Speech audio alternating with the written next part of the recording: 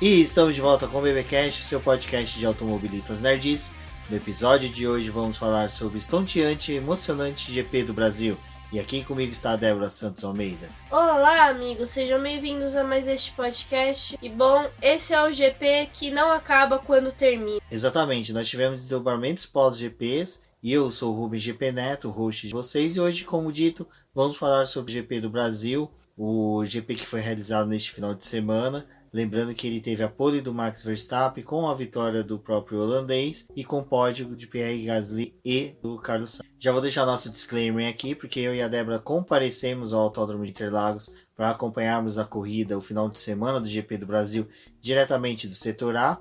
Então pode ser que uma ou duas coisinhas aí fuja do nosso conhecimento do que aconteceu no final de semana, até mesmo não tem como te acompanhar tudo aí. Então, se faltar alguma coisa aí que vocês queiram que escuta, que a gente fale sobre, comente com a gente, entre em contato. Sempre importante é a participação de vocês. E o bacana é que nós sempre, no final de semana inteirinho, nós tivemos a participação dos nossos apoiadores. Muitos compareceram lá no GP do Brasil. Outros que estavam no grupo do WhatsApp veio conversando com a gente, perguntas, vem tendo uma interação bastante bem legal aí com a gente. E também do GP do Brasil, lá em conversa com o pessoal, resultou em novos integrantes dos apoiadores, dos acionistas do Boletim do Paddock, que já integram lá no grupo do WhatsApp, já interagindo, conversando bacana. E agora vai nosso agradecimento a todos que contribuem com o financiamento do Boletim do Paddock, do BBcast. Lembrando que todo o dinheiro arrecadado é utilizado para a manutenção do site e hospedagem do podcast. Então, os nossos apoiadores, com o nome lembrado e mencionado no episódio, são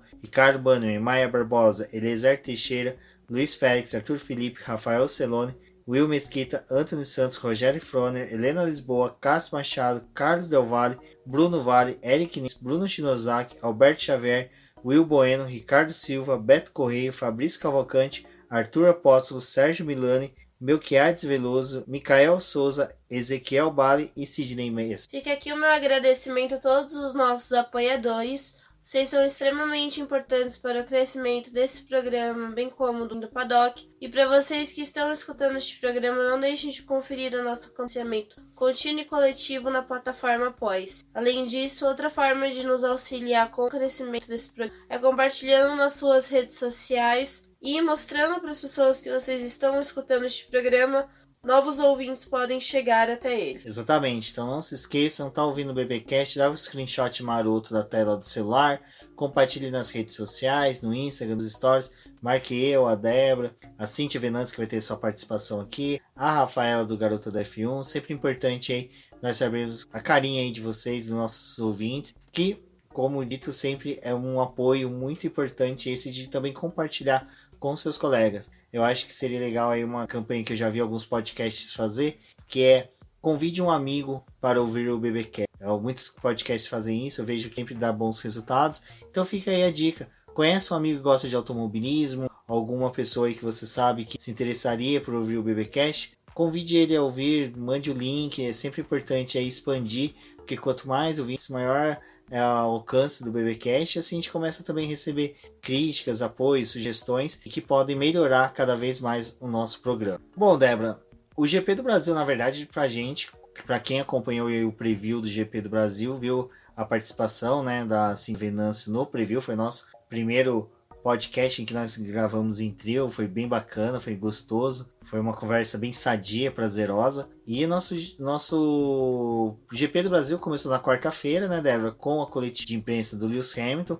Muito do que a gente viu lá, do que a gente ouviu, ficou registrado nos posts que a Débora redigiu, que estão linkados no post desse episódio. Então fica bacana, fica nível a leitura para vocês. E, né, Débora, acho que foi bem legal ali aquela coletiva do Lewis Hamilton, que conseguiu ter uma profundidade um pouco maior do piloto. Rubens, foi bem legal ter ido nessa coletiva do Lewis Hamilton, até porque as perguntas foram bem interessantes, pensando no cenário da Fórmula 1 lá também falando um pouco da questão do carbono, que também a Fórmula 1 tinha anunciado naquele dia, e o quanto que a categoria está tentando se tornar um pouco mais limpa. E além disso, também todos esses assuntos que foram tratados, em como ele conseguiu abordar de forma bem interessante o Autódromo do Rio de Janeiro, e todas essas questões já foram discutidas lá no BBcast, o preview. Então, se vocês quiserem saber um pouco mais do que aconteceu nessa coletiva, não deixem de conferir esse programa. E fica aqui o nosso agradecimento para o pessoal da Petronas que convidou a gente para poder acompanhar essa coletiva com o Lewis Hamilton. Exatamente. Após a nossa coletiva, no dia seguinte, né, tivemos a presença aí da Cindy Venance chegando na nossa casa, porque ela se hospedou aqui, como ela vai relatar na participação dela desse episódio, e também foi no preview como foi a chegada dela e tudo mais.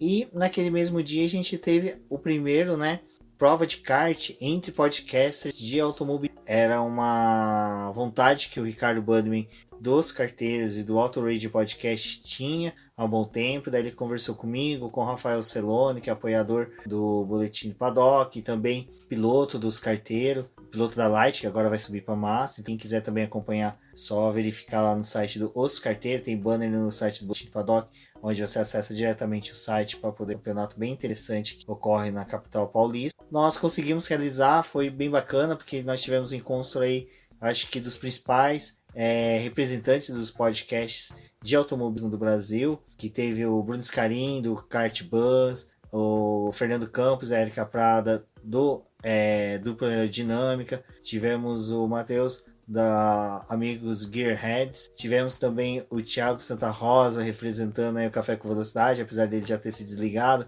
mas ainda sempre fica aquele vínculo com os podcasts. E é lógico, o Ricardo Bannerman, o Cássio Machado, o Fabioca, que representavam o Auto Rage Podcast. Resultado da corrida foi bem interessante. O Fabioca conseguiu, né, o Fábio Ramiro, a pole para o Auto Rage Podcast, mas a vitória foi bem melhor, foi de Márcio Dantas, representando aí o BBcast, o Boletim do Paddock. Então, meu agradecimento ao Márcio Dantas por ter comprado a nossa ideia, né, nosso convite, aceitar nosso convite para representar o Boletim do Paddock, obteve a vitória aí. E lembrando aí os ouvintes que, se possível, aí todo ano nós vamos realizar essa prova.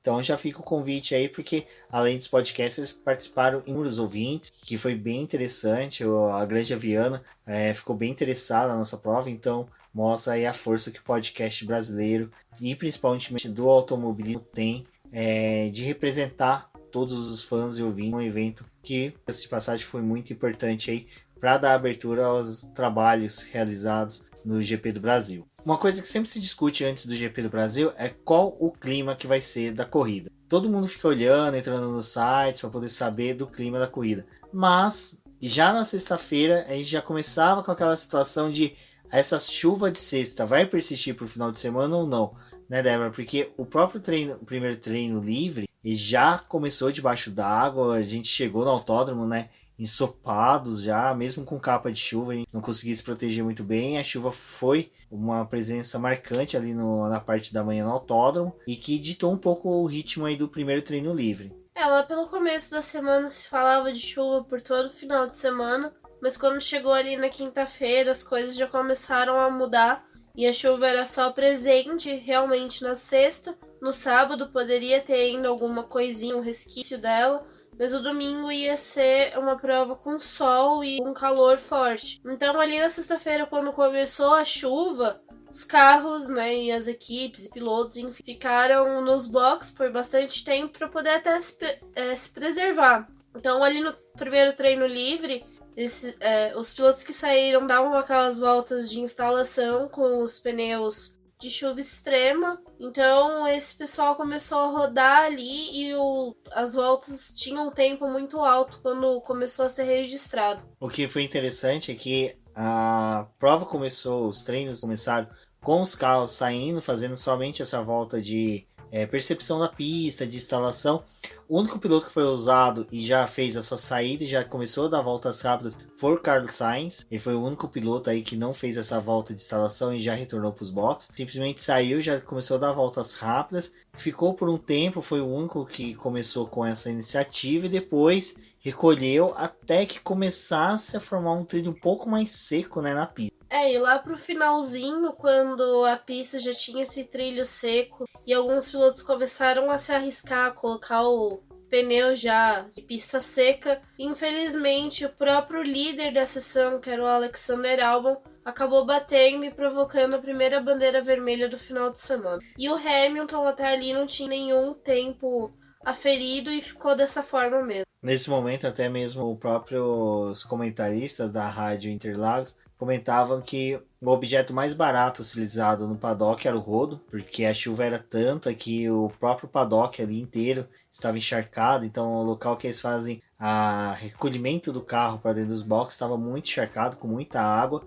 Realmente já foi um milagre a gente ter carros circulando ali no primeiro treino livre. Já o segundo treino livre, a chuva já não fazia mais parte ali dessa sessão, apesar dela começar a ameaçar lá para metade e o final desse segundo treino livre, mas foi aquela sessão dedicada, como sempre, à simulação de corrida, e as equipes estavam focando bastante nos pneus duros e médios, buscando o melhor composto para poder realizar a prova no domingo. Infelizmente, esses pneus mais duros não eram os ideais. O composto duro realmente se provou ser muito lento durante a prova. Então, a maioria dos pilotos ali durante a classificação optou pelos macios, mesmo sabendo que ia ter que fazer um stint um pouco mais curto e utilizar esses pneus mais duros por menos tempo. Exatamente. E durante esse, como poderia dizer, pista, né, que estava tendo ali, a pista de Interlagos, por mais que ela ainda tenha competições sendo realizadas durante a semana, a organização faz toda uma tarefa de um trabalho de limpeza e remoção de detritos da pista, o que faz com que o emborrachamento se recolha. Então, esse segundo treino era muito importante, a gente viu bastante ritmo, né, Débora, de corrida, muita simulação de corrida por parte das equipes, elas estavam aproveitando. O segundo treino livre eu tenho um costume de, quando eu tô lá em Interlagos, de parar e começar a pegar carros e equipes e separar elas e começar a observar como é que eles estão fazendo o traçado. E já nesse segundo treino livre a gente começou a perceber que as Red Bulls estavam realmente fortes. Uma das características que você percebe que as Red Bulls, os carros têm, principalmente quando você está em autódromo, que está tendo um downforce muito grande, são aquelas faíscas que saem quando o assoalho bate no chão. Os carros da Red Bull era um que na hora que dava da junção até onde que é a linha de largada e vinha soltando faísca, porque o carro realmente colava no chão.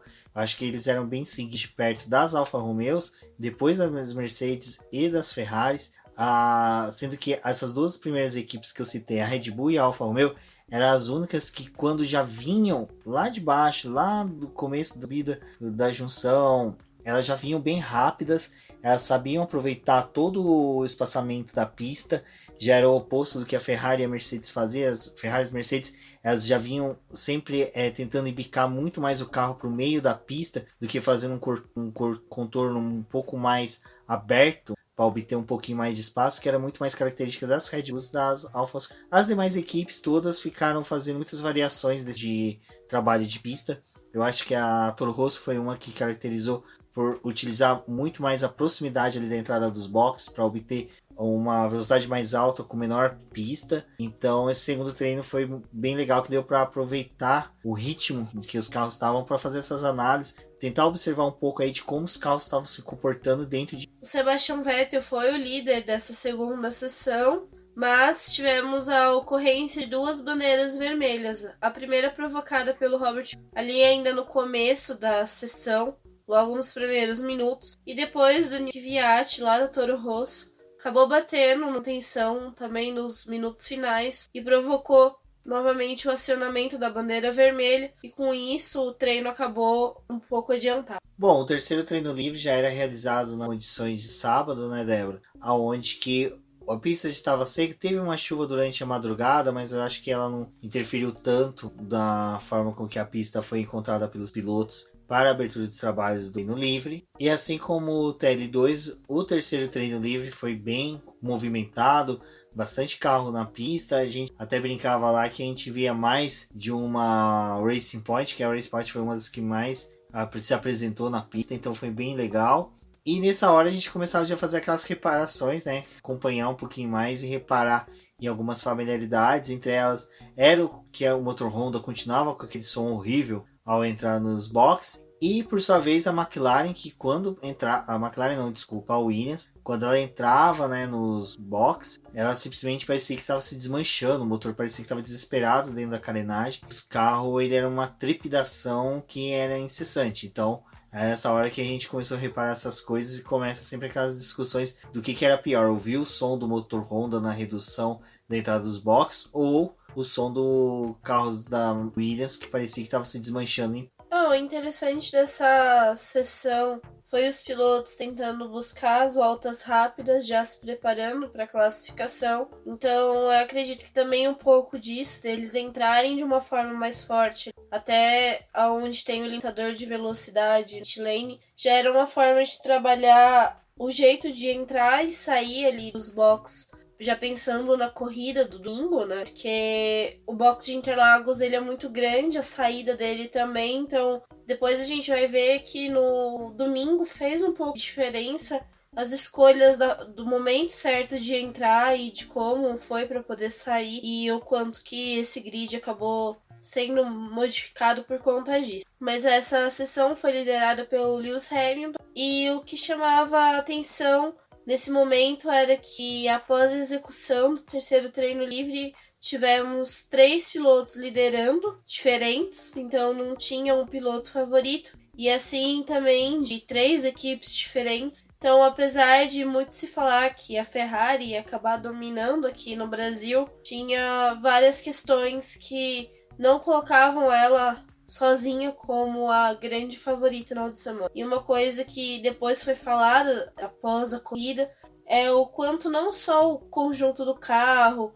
como da equipe faz a diferença, mas também é o piloto que determina como é realizado a prova em Interlagos. Então ele é um dos grandes responsáveis, principalmente do que está acontecendo ali, muito mais do que a própria aerodinâmica do carro ou o conjunto em si. Né, Débora? Ele é um autódromo que muito mais o piloto, ele se destaca mais do que do carro, mas só que o uso do carro é importante. Então o Interlagos, ele tem essas características de exigir junto como um todo. Então o conjunto mais bem afinado, mais bem relacionado, sempre se destaca melhor. E até mesmo o carro e o motor não são os melhores, mas quando tem garra, tem vontade, ele se destaca bem. Mas algo que eu esqueci, que ao final do TL2, antes da gente sair ali do autódromo, só voltando um pouquinho, nós tivemos uma surpresa, os presentes ali no autódromo de Interlagos. O Bruno Vicária, que comandava a Rádio Interlagos ali, ele é radialista e é assessor de imprensa de inúmeras categorias de automobilismo no Brasil, fez uma surpresa para todos os podcasts e podcasters brasileiros de automobilismo. Ele relacionou uma lista de podcasts. E agora você fica com o áudio que foi gravado pelo Mikael, que captou justamente na hora que o Bruno Vicária fazia, né, a divulgação dos podcasts lá para todos os presentes no Autódromo de Interlagos. Então foi uma satisfação.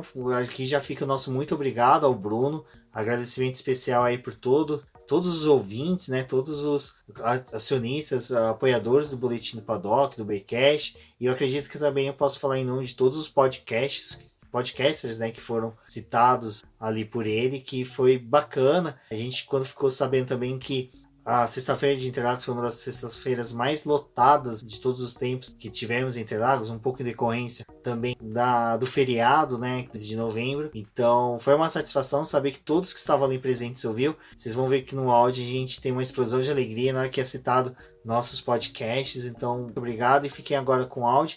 Terminando, já vamos para o treino classificatório.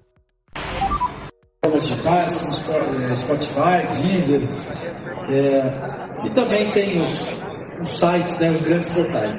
Tem um podcast na ponta dos dedos, que é do Globoesporte.com, tem toda a turma do Globo Esporte, tem o Sérgio Maurício, o Rafael Lopes, Fred Sabido, Márcio Arruda, Eduardo Melido, todo mundo possível e imaginável para esse podcast do Globoesporte.com. Tem também o Paddockcast do Grande Prêmio, o Vitor Martins, o Felipe Noronha, Evelyn Guimarães, sempre um deles está participando do Grande Prêmio, também é semanal. Temos um podcast do Motorsport.com, né, da versão brasileira, com o Eric Gabriel, o Daniel Metti, o Carlos Costa.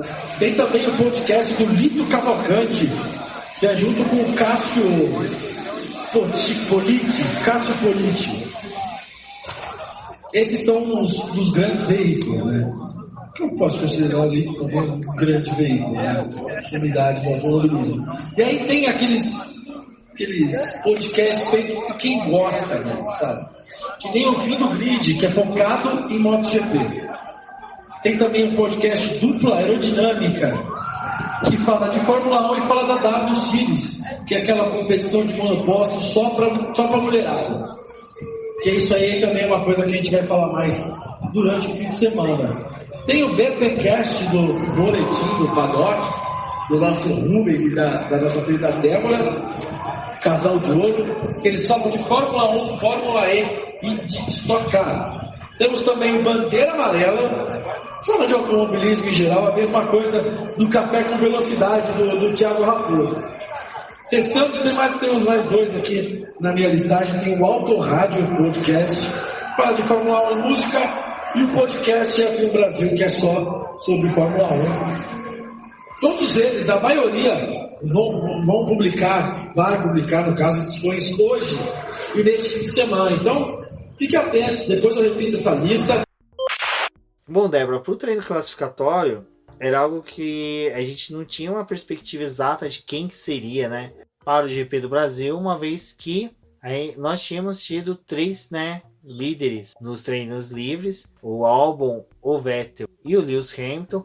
Lembrando que o Albon fez um treino ali numa pista molhada, um pouco mais atípica, mas tudo indicava ali que Vettel e o Lewis Hamilton viriam forte, mas já no Q1, né, a gente já teve o destaque aí do Max Verstappen com liderar o primeiro parte do treino. Nesse primeiro Q1, vale lembrar aos ouvintes que a gente já teve aí tanto a liderança do Max Verstappen, como a gente já teve um fato ocorrendo que iria ditar um pouco o que aconteceria na corrida, que era o Carlos Sainz, que viria a ter problemas elétricos no carro dele. Então não se sabe ainda se o defeito era em decorrência de alguma quebra de alguma peça de desenvolvimento da McLaren ou da Renault, mas eu acho que não importa aí apontar culpados, que depois do resultado da corrida, eu acho que isso apimentou muito mais aí o resultado que aconteceu.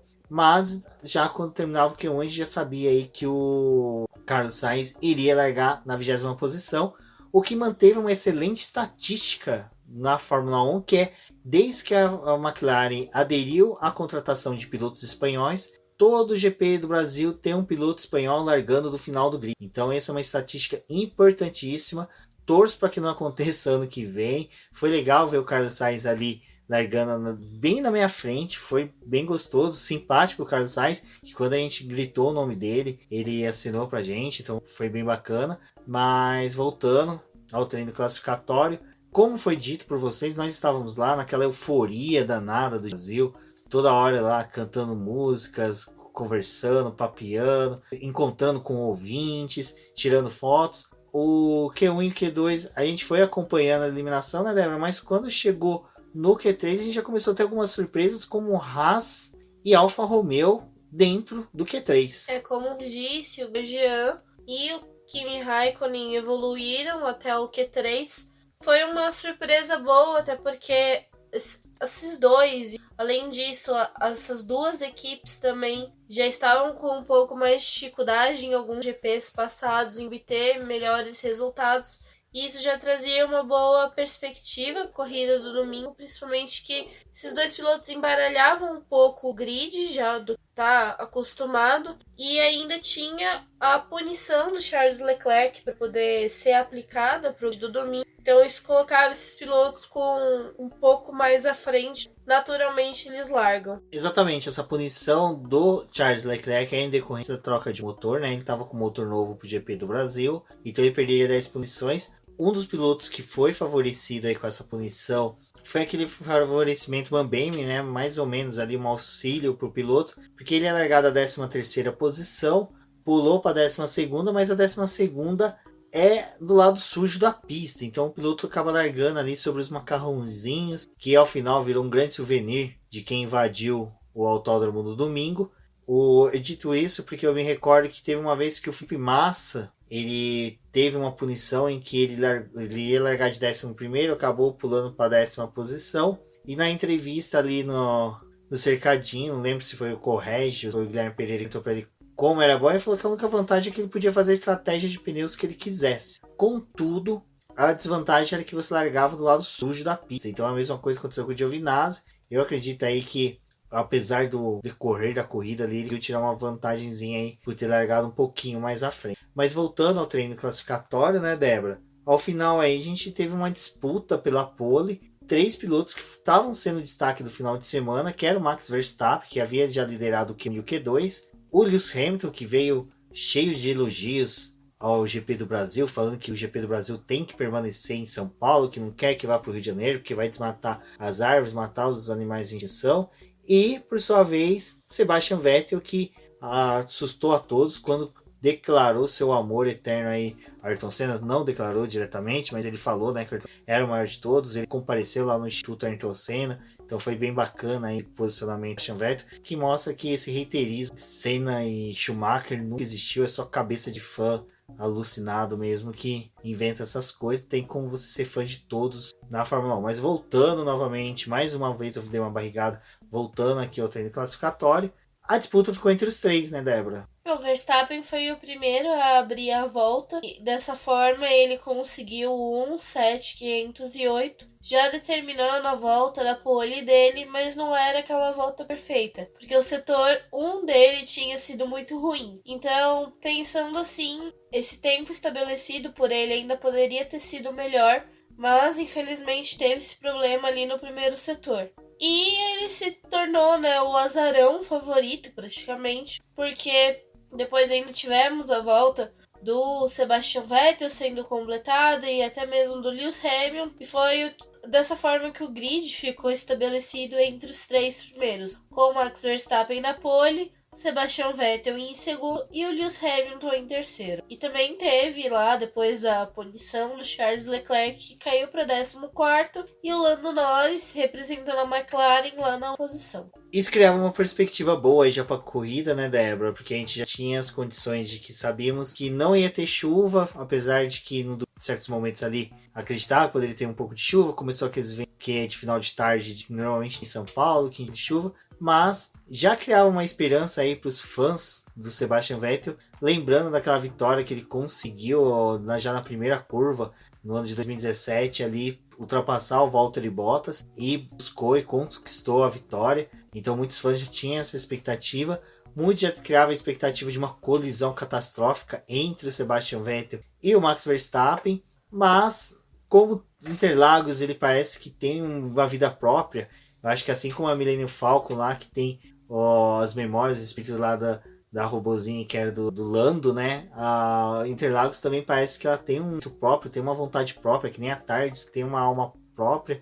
Ela parece que quer demonstrar para o mundo que a Fórmula 1 tem que ficar em Interlagos, mas infelizmente não é só por causa do espetáculo. Colocar Interlagos em condições ou não de receber o GP, vai muito além disso. Acho que a Liberty não fica preocupada, sabe que Interlagos sempre vai entregar uma boa corrida. E foi nessa expectativa que nós chegamos no domingo, debaixo de um sol escaldante, que dava para fritar um ovo ali já no café da manhã, fazer uns bacon e ovo ali no asfalto, porque estava muito quente. Mas para a Cíntia Venâncio estava frio. Exatamente, a Cíntia Venâncio, a nossa colunista aí cearense, que vai falar agora com vocês, contar um pouquinho aí do que ela viu, do que ela viveu no GP do Brasil, o primeiro GP do Brasil dela. Então olha para vocês verem, ela se deslocou lá de Fortaleza, Ceará. Eu acho que uma coisa que é uma característica muito bacana aí do GP do Brasil é como a gente consegue receber essas pessoas aqui, né?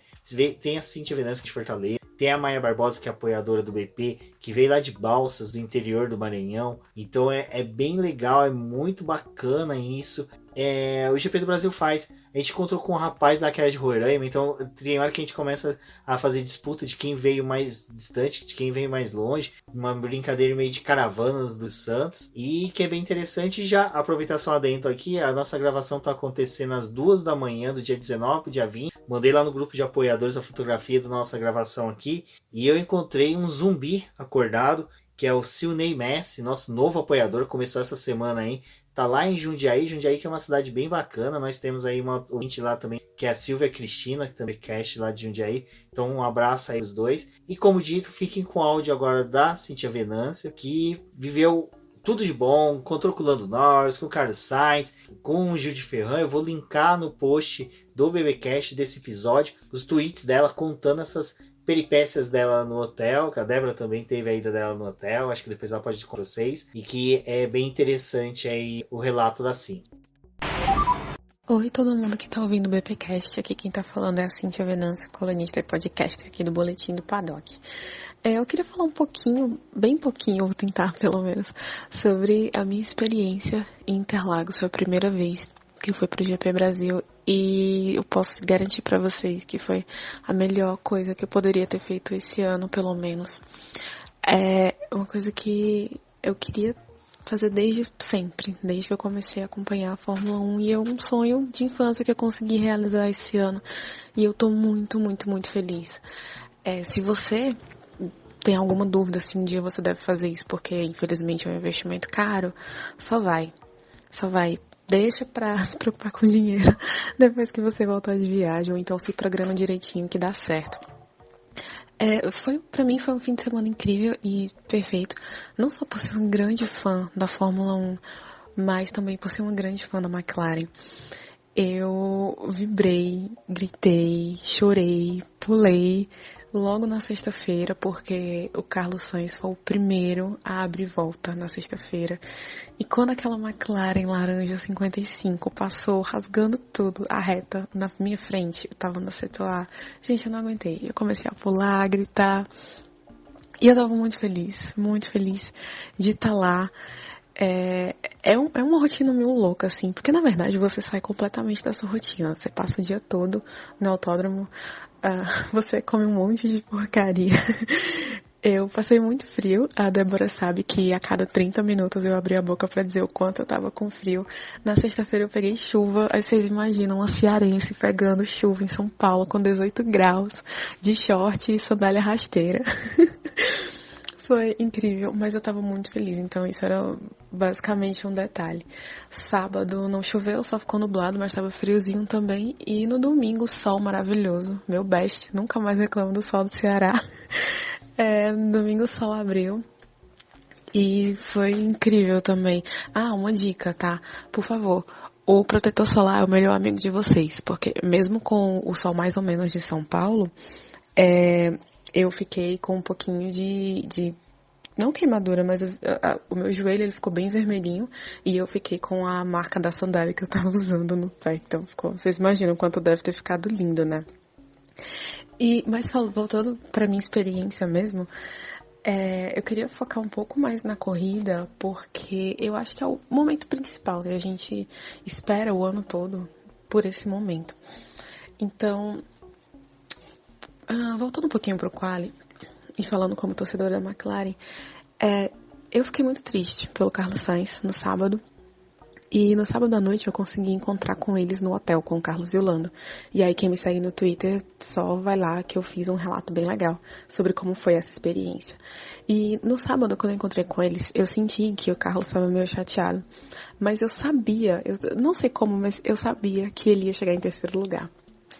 E na corrida, vendo todas aquelas coisas acontecendo, só fazia a minha ansiedade aumentar, porque eu tava vendo a corrida incrível que o Carlos estava fazendo naquele dia. Então, quando teve o resultado da punição do Hamilton, a gente já não tava mais no autódromo, e eu acho que foi isso que tirou um pouquinho só um brilho do meu fim de semana lá em Interlagos, porque eu queria ter visto o Carlos Sainz no pódio, eu queria ter comemorado com ele, eu queria estar lá pulando e chorando junto. Não deu dessa vez, quem sabe na próxima.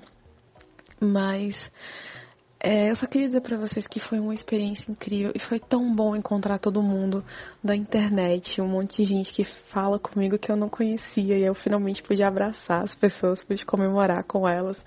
E eu queria mandar um abraço especial pro Cristiano Seixas, que assistiu a corrida toda do meu lado e ficou aguentando os meus surtos. Ai, foi incrível, valeu, Cristiano. Quem sabe na próxima você tem que me aguentar de novo. E um beijo e um abraço especial, um agradecimento do tamanho do mundo pro Rubens e pra Débora, que me receberam na casa deles, me aguentaram durante 4 dias, porque eu cheguei em São Paulo na quinta. E, enfim, todo mundo que tava lá com a gente, e interagiu comigo e me recebeu de alguma forma. Eu sou muito grata a todos vocês por essa experiência que foi linda. Eu espero voltar em breve, o mais rápido possível, porque, gente, o GP Brasil é a melhor coisa do mundo, de verdade. Eu tô falando muito como fã mesmo, porque eu curti essa experiência como fã. Eu não tava pensando em, sei lá, em texto, em podcast, em gravar essa mensagem pra vocês. Eu só tava aproveitando o momento que eu tinha, sabe? E foi perfeito, assim, foi incrível. E eu só quero de novo. Então, é isso. Ai, eu falei muito. Beijo, tchau. Olha que bacana, né? Esse relato da Cíntia é de aquecer o coração. A gente vê que os pilotos têm sempre uma boa vontade. Eu acho que poucas vezes eu ouvi falar de piloto que negou fotografia pra alguém, esquivou. A gente teve só o Lewis Hamilton que um tempo atrás fez isso, mas o Lewis Hamilton eu já entendia dele é o piloto que tá focado, ele se foca bastante aí na corrida, então eu acho que ele tem essa característica e muitos fãs entendem isso. O que é bacana dos fãs do Lewis Hamilton é que entendem que ele vai e entrega. E como dito, a Débora compareceu lá, foi lá para encontrar com o Antônio Giovinazzi, tentar um autógrafo ali com ele. Eu acho que seria legal a Débora contar um pouquinho de como foi essa caminhada dela rumo ao nosso deus romano Antônio Giovinazzi. Bom, gente, na verdade é aquela coisa, né? O hotel é o mais próximo que o pessoal que vai na arquibancada da Fórmula 1 tem de encontrar com o seu piloto, já que infelizmente aqui no Brasil não temos aquela fanzone, que é onde o pessoal vai lá, pega autógrafo, tira fotos, coisas que no Brasil não tem. Então, muita gente se mobiliza para poder chegar até os hotéis e presenciar um pouquinho, né? Vivenciar um pouco disso. Bom, o Giovinazzi, né, ficou num hotel sozinho, tinha outros pilotos ali, mas acho que o que foi interessante antes dessa parte de conseguir ver ele foi o fato de ter visto o Marcus Ericsson, que é piloto reserva da Alfa Romeo e também da Indy, né, piloto da Indy. Foi uma cena bem interessante que eu tava ali no hotel esperando pra poder ver se o Giovinazzi aparecia e o Ericsson apareceu dirigindo o próprio carro, assim, bem tranquilo, sem segurança, sem ninguém. Ele também não tava nem com o preparador físico dele. Então, pra vocês verem, né, como tem equipes e pilotos e formas diferentes de cada um lidar ali. E acho que essa foi a cena do final de semana que me chamou a atenção. Mas enfim, eu fui lá pra poder ver o Antônio. Não tinha ninguém no hotel. Acho que a única fã dele que tem aqui no Brasil sou eu.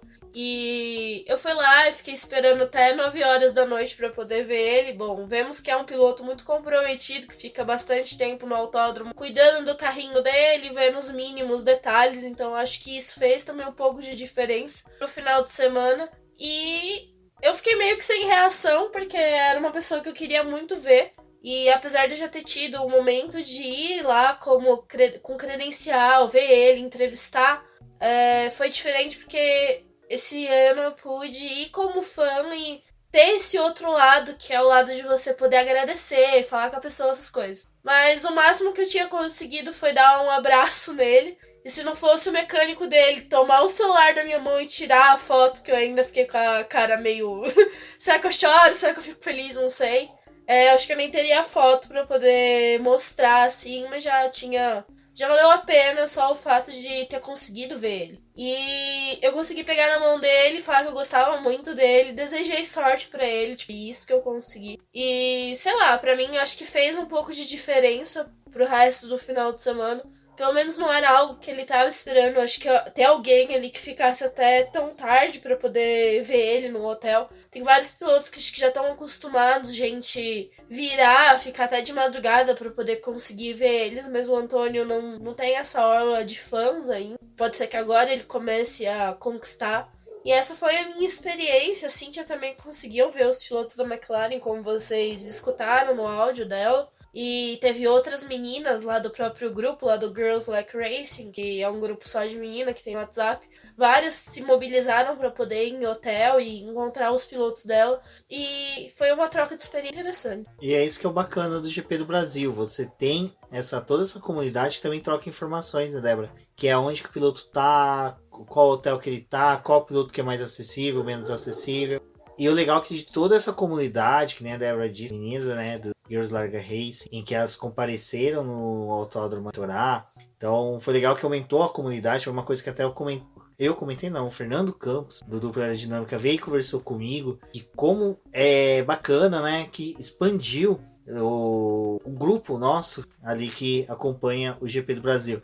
Eu lembro que em 2014, quando foi a primeira vez que eu fui pro autódromo, eu me lembro assim só da Bruna e da Samara, que tinham de meninas ali no nosso grupo que ia. Foi passando o tempo, foi aumentando, mais meninos começaram a se interessar por ir no autódromo. E não só elas, mas também até os próprios meninos, porque a gente tinha muita amiga de outras cidades. Tinha gente que era só de internet, mas não tinha vindo pra nenhuma corrida. E conforme foi passando o tempo, essas pessoas foram se agregando ali no grupo, e aí um traz o outro, e aí tem amiga sua que já tinha outras amigas, que nem a Rafaela, ela tinha outras amigas que ela ia pra corrida, e esse ano elas foram ficar próximo da gente, então isso só vai aumentando o grupo, fortalecendo essa vontade de ver que os nossos amigos no final do ano. O que é legal é que a gente conversa com eles e a maioria fala, né? A maioria relata que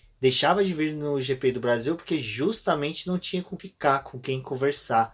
E a Débora falou, e é bacana que ali a gente tinha inúmeras pessoas, tinha o pessoal, eu acho que a maioria dos formadores ali de opiniões, os agregadores, os podcasters, que são a comunidade que a gente pertence, estavam ali presentes, né? Como eu falei, o pessoal do podcast F1 Brasil, Roda com Roda, Autorate Podcast, Dupla Aerodinâmica, Os Avechados, que é um podcast muito bacana.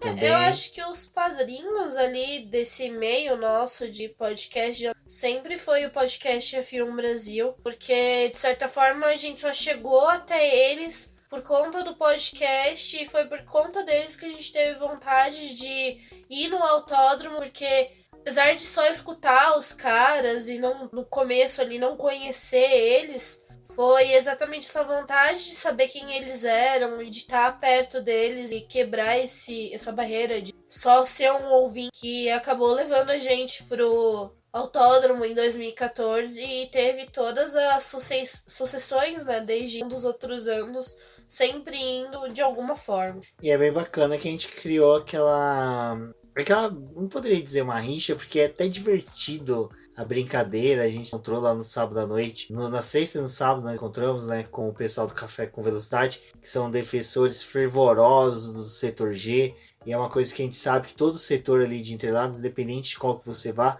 todos você tem sempre um ponto, uma excelente visão do autódromo. O autódromo de Interlagos tem essa característica que você consegue sempre, qualquer ponto que você tem, você consegue ver o máximo possível da pista. Sempre você perde um trechinho ou outro, mas é reabastecido pelos telões, que dessa vez foi muito bem rendido pelo autódromo, a organização mandou muito bem. Então a gente, quando o carro sumia ali da visão nossa, a gente já olhava para os telões estavam suprindo essa necessidade, então é bem bacana isso. Como a Débora disse, na saída, a primeira vez no Autódromo Interlagos foi em 2014, foi porque realmente eu escutava ali o Del Valle e o Valese discutindo, falando sobre o setor A, posição 23, que era pra gente encontrar com ele. Até no primeiro ano, o Valese lançou uma gincana para o pessoal ganhar a camiseta do Café com Velocidade, não, da Gasolina Store. Então foi bem bacana. Depois de 2014 para cá, todos os anos a gente foi, eu acredito que a gente vá todos os anos. E como a Débora disse, sempre fica nosso agradecimento ao Carlos Del Valle e ao Valese do podcast F1 Brasil, que fez esse convite a todos. E eu sempre vejo uma coisa que o Del Valle falou agora há pouco na live, né, do Roda com Roda, e que é legal que você tá andando ali pro setor A, alguém vem e te cumprimenta. Esse foi o primeiro ano que ninguém me chamou de Cristiano Seixas. Eu acho que o pessoal já tá acostumado aí saber que eu não sou o Cristiano Seixas, a lenda do automobilismo, a Wikipédia, o nosso Blue Hand, o podcast sobre automobilismo, que esteve lá no domingo. Então é bem bacana, mas agora vamos voltando aqui para a corrida de domingo. E para falar exatamente da corrida, que nós já vamos conversar um pouco, fica agora novamente com a Rafaela do Garota da F1, a nossa colunista aqui, residente lá do site da Garota da F1, a Rafaela que veio de Curitiba, também ficou em nossa casa, então é sempre um prazer aqui, o pessoal, já não é a primeira vez que a gente tem o prazer de receber amigos de outras cidades, dos estados, então aqui com a participação dela, e logo depois eu e a Débora aí já vamos discutir um pouco mais aí sobre o GP do Brasil. Olá, ouvintes do BBcast, aqui é a Rafaela, mais uma vez com vocês, para comentar a corrida de São Paulo, que, ao meu ver, foi a melhor corrida do ano. Começando falando do Max Verstappen, que conseguiu mais uma pole position e por fim fez as pazes com Interlagos depois de toda a confusão do ano passado, que era para ele ter ganhado. Hamilton não tinha chance de atacar ele, mas ele acabou se envolvendo naquela confusão lá com o Ocon e parece que ficou carregando aquilo com ele. Agora, por fim, ele se redimiu com a pista e teve uma vitória brilhante. Ali foi até ameaçado pelo Hamilton, mas conseguiu voltar à primeira colocação. Teve uma estratégia mais focada também por parte da equipe do Max Verstappen. Já o Hamilton começou bem, ultrapassando o Vettel e tudo mais. Só que tanto ele quanto a Mercedes não se encaixam tanto no circuito. Tanto que o Bottas, depois de várias tentativas de ataque sobre Leclerc, acabou abandonando a corrida devido a problemas no motor. E era automaticamente possível pensar que o Hamilton também teria um problema assim. No final das contas, o carro dele foi até o fim, mas ele acabou sendo punido, o que eu vou falar mais tarde, né? Tem alguns destaques muito grandes nessa corrida, e é claro que não tem como deixar de falar da batida das Ferraris. Mais uma vez, uma confusão entre a dupla, e é realmente se pensar que se a Ferrari realmente conseguiu acertar o carro a um ponto que ela pode competir com a Mercedes ano que vem, vai ter que ajeitar outras coisas. Vai ser natural eles colocarem um primeiro piloto. Vai acabar sendo natural eles darem ordens de equipe. E às vezes, por mais infeliz que isso seja, por mais que isso, de certa forma, manche o esporte, e é algo recorrente na Fórmula 1, mas que o pessoal não gosta, talvez seja a única alternativa para que a Ferrari consiga ganhar um título. E claro, repensar as estratégias, mas no caso desse final de semana foi realmente uma condição dos dois pilotos ali em disputa e acabou que os dois saindo. Tanto a situação do Bottas quanto a da Ferrari colocaram safety cars em pista que mudaram bastante assim o jogo, né? O primeiro safety car, o Max Verstappen entrou, o Hamilton não. Então foi muito fácil para o holandês atacar o inglês que estava com um pneu bem mais usado e tudo mais. No segundo caso, o Hamilton parou, o que pode ser questionado, afinal faltava 3 voltas para acabar, ele acabou ficando sem a segunda posição, caiu para quarto e na relargada, que ele não tinha tempo a perder, ele tocou o álbum. Na minha visão foi realmente algo de pista, não foi assim uma batida proposital ou coisas do jeito. Mas aí foi mais uma falha dos comissários, é o que está sendo muito recorrente, de falar, não, vamos ver depois da corrida, vamos conversar com os pilotos e tudo mais. Isso, infelizmente, tirou a oportunidade do Carlos Sainz subir no pódio, o primeiro pódio da carreira dele, que ele conquistou, e ele não subiu. Quem subiu foi o Hamilton, devido a essa falta de ação direta dos comissários. E a proposta era conversar com os dois pilotos depois da corrida, e o Hamilton não quis se defender, falou, não, realmente eu fui agressivo, bati, pediu desculpas pro álbum e tal. Então ele nem chegou a se defender, então foi mas aí um passo para que a FIA punisse então ele e deu toda a confusão e tudo mais.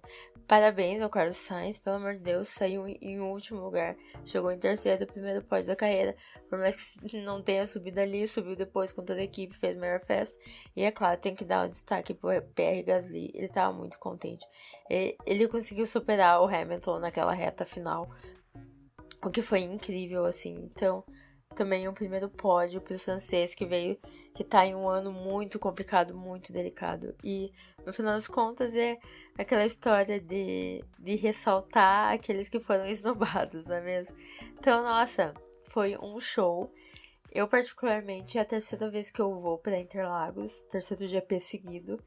E todas as vezes eu vi um piloto diferente ganhar. Eu acho que essa pista proporciona isso, essa possibilidade de a gente ter sempre um cara diferente vitorioso, uma boa corrida, surpresas, safety cars. Então, é muito privilégio quem pode estar lá. E eu sou uma pessoa privilegiada e essa corrida foi sensacional.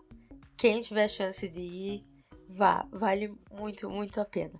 Foi incrível. Agora, infelizmente, por mais que seja incrível ter o GP do Brasil, é a penúltima do ano, então o campeonato está terminando, só tem mais Abu Dhabi, que é um circuito mais morno que pra muitos não faz sentido terminar nele, deveria terminar no Brasil também. Eu deixar Interlagos por último, mas é aquela questão de dinheiro e tudo mais. Então nós temos mais uma corrida aí e depois férias, infelizmente, esperar aí próximo campeonato e também a segunda temporada de Drive to Survive da Netflix, que com certeza vai estar muito bom. Eu também agradeço então ao Rubens e à Débora por esse pequeno espaço que vocês estão me dando aqui para comentar a corrida. É excelente, eu adoro. E claro, agradecer também pela hospedagem, né? Afinal, passei o final de semana com vocês, na casa de vocês. Foi ótimo, foi um final de semana perfeito. E estar com vocês foi incrível. Quem quiser acompanhar meu trabalho, eu sou GarotaF1 em todas as redes sociais, Twitter, Instagram, Facebook. E eu também tenho o site garotaf1.com.br. Espero encontrar vocês no próximo podcast. Até! Bom, e como muito bem pautou aí a Rafaela, um determinado lance da corrida aí que foi o Hamilton e o Albon foi decisivo para o resultado da corrida, mas antes desse incidente, né, Débora, teve muita coisa acontecendo em pista. Eu acho que é bem bacana a gente começar falando ali já de quando os carros já começaram seu alinhamento para a largada. Que é quando esse momento do alinhamento da largada é que a gente já tem aquele contato mais próximo do piloto, dos carros. Foi bem bacana que a gente começou a brincar com os fotógrafos, principalmente com um fotógrafo que era careca, ficou fazendo brincadeiras com eles. Você percebe que eles entendem que estão brincando. A gente tinha ali fotógrafos brasileiros, como o José Mário, que foi um fotógrafo que recentemente teve uma das roubadas aqui em São Paulo. Ele ficou bem à nossa frente e viu que ele ali conversou com o público, tirou foto, então foi bem legal. E nesse momento do alinhamento a gente teve duas surpresas, né? Onde que a gente viu a Bia Rosenburg e a Ana Kalil, que estavam a convite da organização, a convite do Trasoli, acompanhando o alinhamento dos carros. Foi bem legal, porque ali o pessoal do setor A, eu acho que todos ali conheciam a história da Aninha, mas em particular tinha as meninas Like a Racing, que conhecem, convivem com elas mais, né, Débora? Troca sempre mensagem com elas. Então foi bem emocionante na hora que ela apareceu. Eu vi que o Valese, na hora que ela apontou lá, bem distante, a gente conseguiu identificar ela. O Valese já começou, assim que ela chegar, a gente já começa a gritar Aninha, Aninha, Aninha. Então foi um momento bem emocionante, acho que tocou o coração de todo mundo. Ver ela ali participando, se emocionando, foi bem legal. Eu acho que fica nosso agradecimento aí ao Organização do Brasil que proporcionou isso a ela, encontrar com o Richard. E falando dos carros alinhados, foi um momento em que eu tive uma, como eu poderia dizer, epifania. Eu e a Cíntia, dois McLaristas roxos, emocionados por ver a McLaren do Carlos Sainz bem na nossa frente, começamos a conversar da possibilidade do Carlos Sainz chegar ao pódio. Sabe aquelas coisas malucas de vai largar com esse pneu, fica um stint grande, começa a chover, cai um meteoro, entra um Tiranossauro Rex, come um dos carros, entra o safety car e ele pode chegar ao pódio. Para vocês terem uma ideia, eu e a Cíntia apostamos no pódio do Carlos Sainz no bolão do Boletim do Paddock do GP do Brasil, que lembrando, ele vai persistir aí para o GP de Abu Dhabi e será para a temporada de 2020 inteira. Então voltando ali, na hora que alinhar o carro do Carlos Sainz, eu cutuquei a Débora e falei, Débora, todos os carros estão perfeitamente com os pneus com mantas térmicas. O único carro que está sendo trabalhado, ainda tendo aquela limpeza, aquele cuidado, aquele esmero da equipe, com aquele cuidado com o carro antes de ir, foi o da McLaren, do Carlos Sainz. Todos os outros carros já estavam próximos, mas o carro do Carlos Sainz estava recebendo uma atenção especial pela McLaren. E até eu brinquei com ela, olha, isso é uma característica de uma equipe que está focando numa corrida de recuperação e de um bom desempenho. E foi bacana que foi isso que a gente viu, né, Débora? O Carlos Sainz teve uma excelente... A largada, por sorte, foi uma largada limpa, né? Mas eu acho que fica interessante aí só a gente falar um pouquinho mais desses primeiros momentos ali da corrida. Além desse preparo do carro lá da McLaren, deles fazendo os últimos ajustes, teve mecânico da Alfa Romeo deixando seu carro para poder investigar o que a McLaren estava fazendo, dando uma boa olhada ali no carro da McLaren. E isso foi bem interessante, porque é algo que eu estava até falando com a Rafaela. Não adianta a Alfa Romeo mirar, por exemplo, Ferrari numa Mercedes, porque o projeto dela ainda está muito distante de carros desse tipo. Mas começar a pensar numa equipe de meio de pelotão já é algo mais possível para a equipe que trabalha ali junto com a Ferrari. Então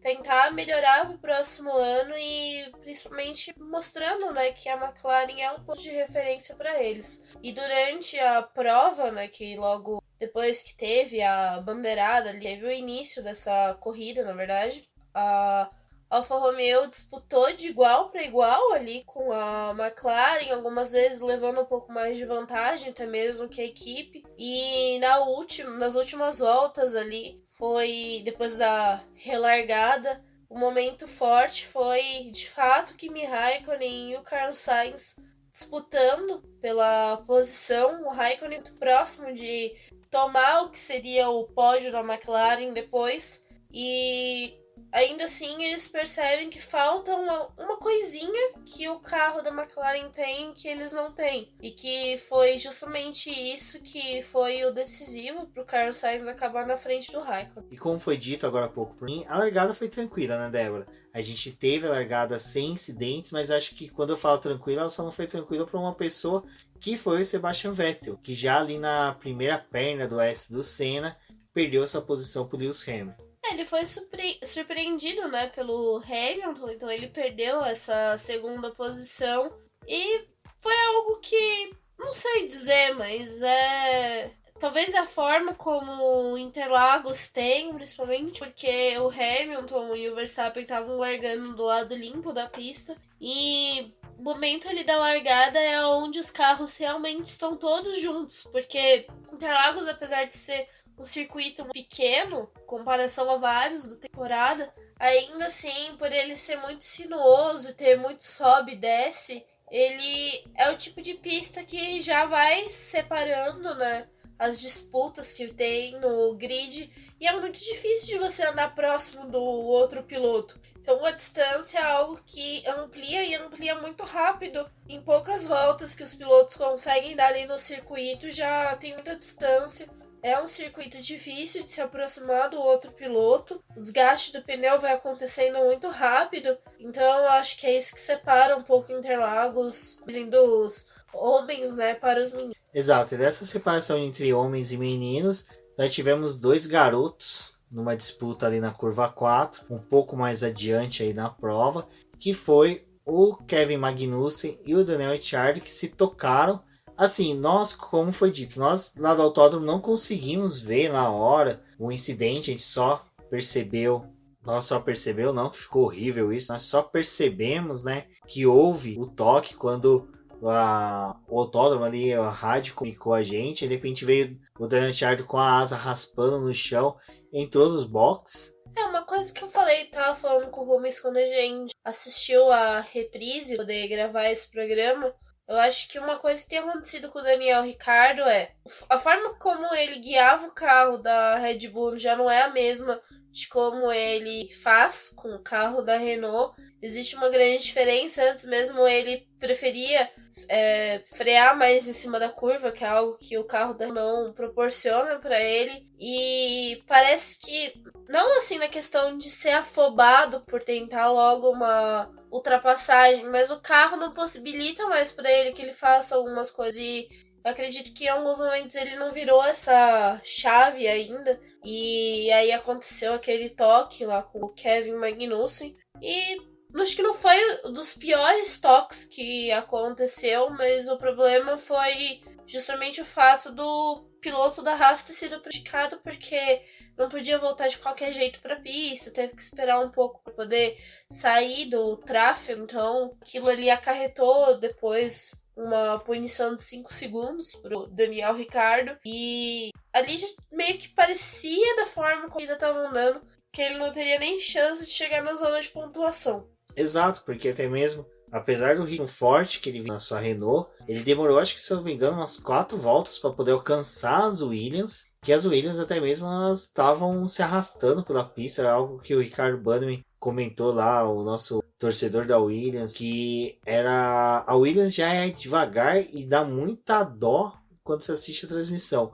Quando você dá ali no autódromo que você vê o quão lerda ela é, você deixa de ter dó e você começa a ter desespero e agonia pela presença dos pilotos dentro daquela tralha velha. Eu tava até falando com o Rubens, né, na corrida, que é engraçado porque, apesar de ser um carro ruim, é um carro rápido, então provavelmente não é todo mundo que conseguiria entrar ali num carro de Fórmula 1 e guiar ele a não sei quantos por hora que uma Williams chega. As outras a gente tem um parâmetro melhor, mas ainda assim é um esporte que é definido por décimos, né? Milésimos. Então, tipo, é uma medida muito pequena. E às vezes, se você colocar numa escala de tempo, assim, Williams nem tá tão atrás. Mas com o desempenho dela, você vendo na pista, porque é algo que não se mostra muito na TV, né? É uma equipe que não tá tendo destaque algum, então não é a prioridade da televisão mostrar eles. Eles aparecem mais quando eles são retardatários e estão atrapalhando alguma outra equipe. Mas chegar ali em Interlagos e você ver na prática, tipo, como que o Williams tá distante, não precisa nem colocar a Mercedes, mas tipo, tá distante, por exemplo, de uma Haas que tá ali ocupando o final da tabela junto com eles, ainda assim é uma distância bem grande. Mas outras pessoas que sofriam ali também na prova, por incrível que pareça, eram as Mercedes por total falta de potência, né? O Lewis Hamilton e o Bottas chegaram a questionar isso no rádio.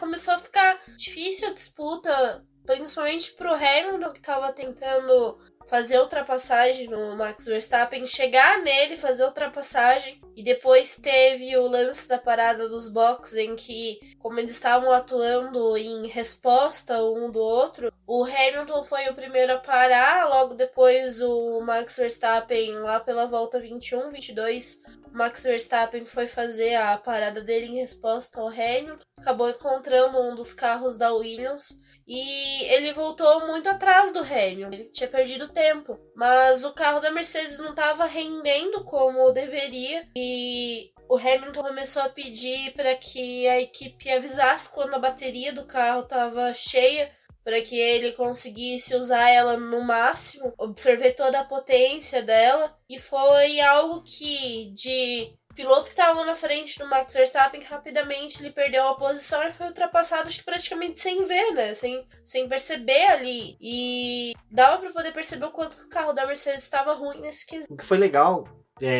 durante a corrida, uma coisa que até eu citei para Débora, muito se discutiu sobre a extensão do Autódromo de Interlagos nesse final de semana, de ser uma pista curta, se tinha que tentar aumentar o traçado, voltar ao traçado antigo, ou só fazer uma extensão nele. O Hamilton falou lá na entrevista que teve na coletiva que ele gostaria muito de guiar o carro que eles têm na Fórmula 1 hoje, que é potência, que é um carro extremamente bom, no traçado antigo de Interlagos, porque ele era mais desafiador e tinha uma possibilidade melhor para poder explorar esses carros. Algo que ele em si não vê que o autódromo, por conta do seu tamanho, consegue entregar tudo que eles podiam tirar com esse carro. Exato, mas o que torna o Autódromo de Interlagos até interessante por ele ser curto é que se você ficar parado olhando só para frente, em menos de 2 ou 3 segundos, um carro de Fórmula 1 passa em você a partir ali da volta. A gente teve o distanciamento, então a todo momento você olhava para a pista, tinha um carro passando, havia disputas. Depois, como a Débora disse, a gente assistiu a reprise para poder ver como o Autódromo de Interlagos, mesmo a gente estando no setor A, que é um dos setores que a gente tem maior visão da pista. É que é difícil para você acompanhar ali da arquibancada, porque tem a dificuldade de você não ter aqueles tempos que você tem na própria televisão, que fica ali mostrando e atualizando a troca dos pilotos. Isso não tem, porque apesar dos telões serem bem distribuídos, não é uma informação que é tão grande e nítida para você acompanhar. E nem todo mundo tem o aplicativo da Fórmula 1 instalado no celular para poder acompanhar o live time. Nem todo mundo tem esse aplicativo pago para poder desfrutar do conteúdo exclusivo para quem é assinante dele. Então, apesar de você estar ali em Interlagos e estar acompanhando a corrida, tem um momento que o grid inteiro fica embaralhado, porque os pilotos de ponta já passando os retardatários, e aí começa a ficar uma mistura, e aí tem o pit stop, que também mexe muito nessa questão de quem sobe, de quem desce. Então, sem essa ferramenta, a Fórmula 1 é um pouco difícil de até acompanhar a corrida ali do autódromo. Exato, e acompanhamento pelo aplicativo é bem complicado, porque principalmente domingo estava muito calor mesmo, o meu próprio celular, na hora que chegou na hora da corrida, estava com 30% de bateria. Por 2 momentos eu fui consultar o live time e consumiu uma bateria violenta, além do 3G ser uma porcaria.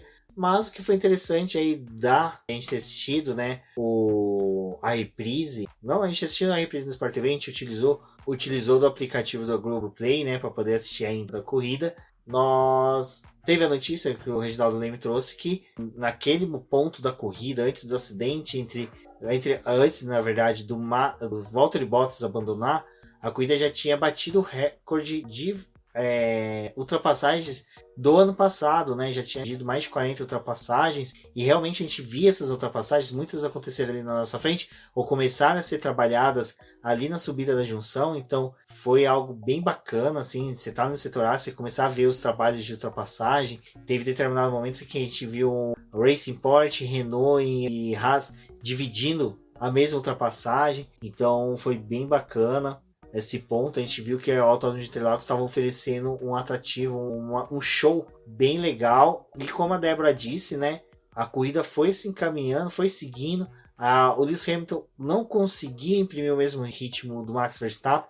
Max Verstappen a gente conseguia ver, era um carro, assim, é algo, eu não consigo transmitir em palavras para vocês a percepção que a gente tem quando a gente consegue ver na pista um carro bem alinhado, bem trabalhado.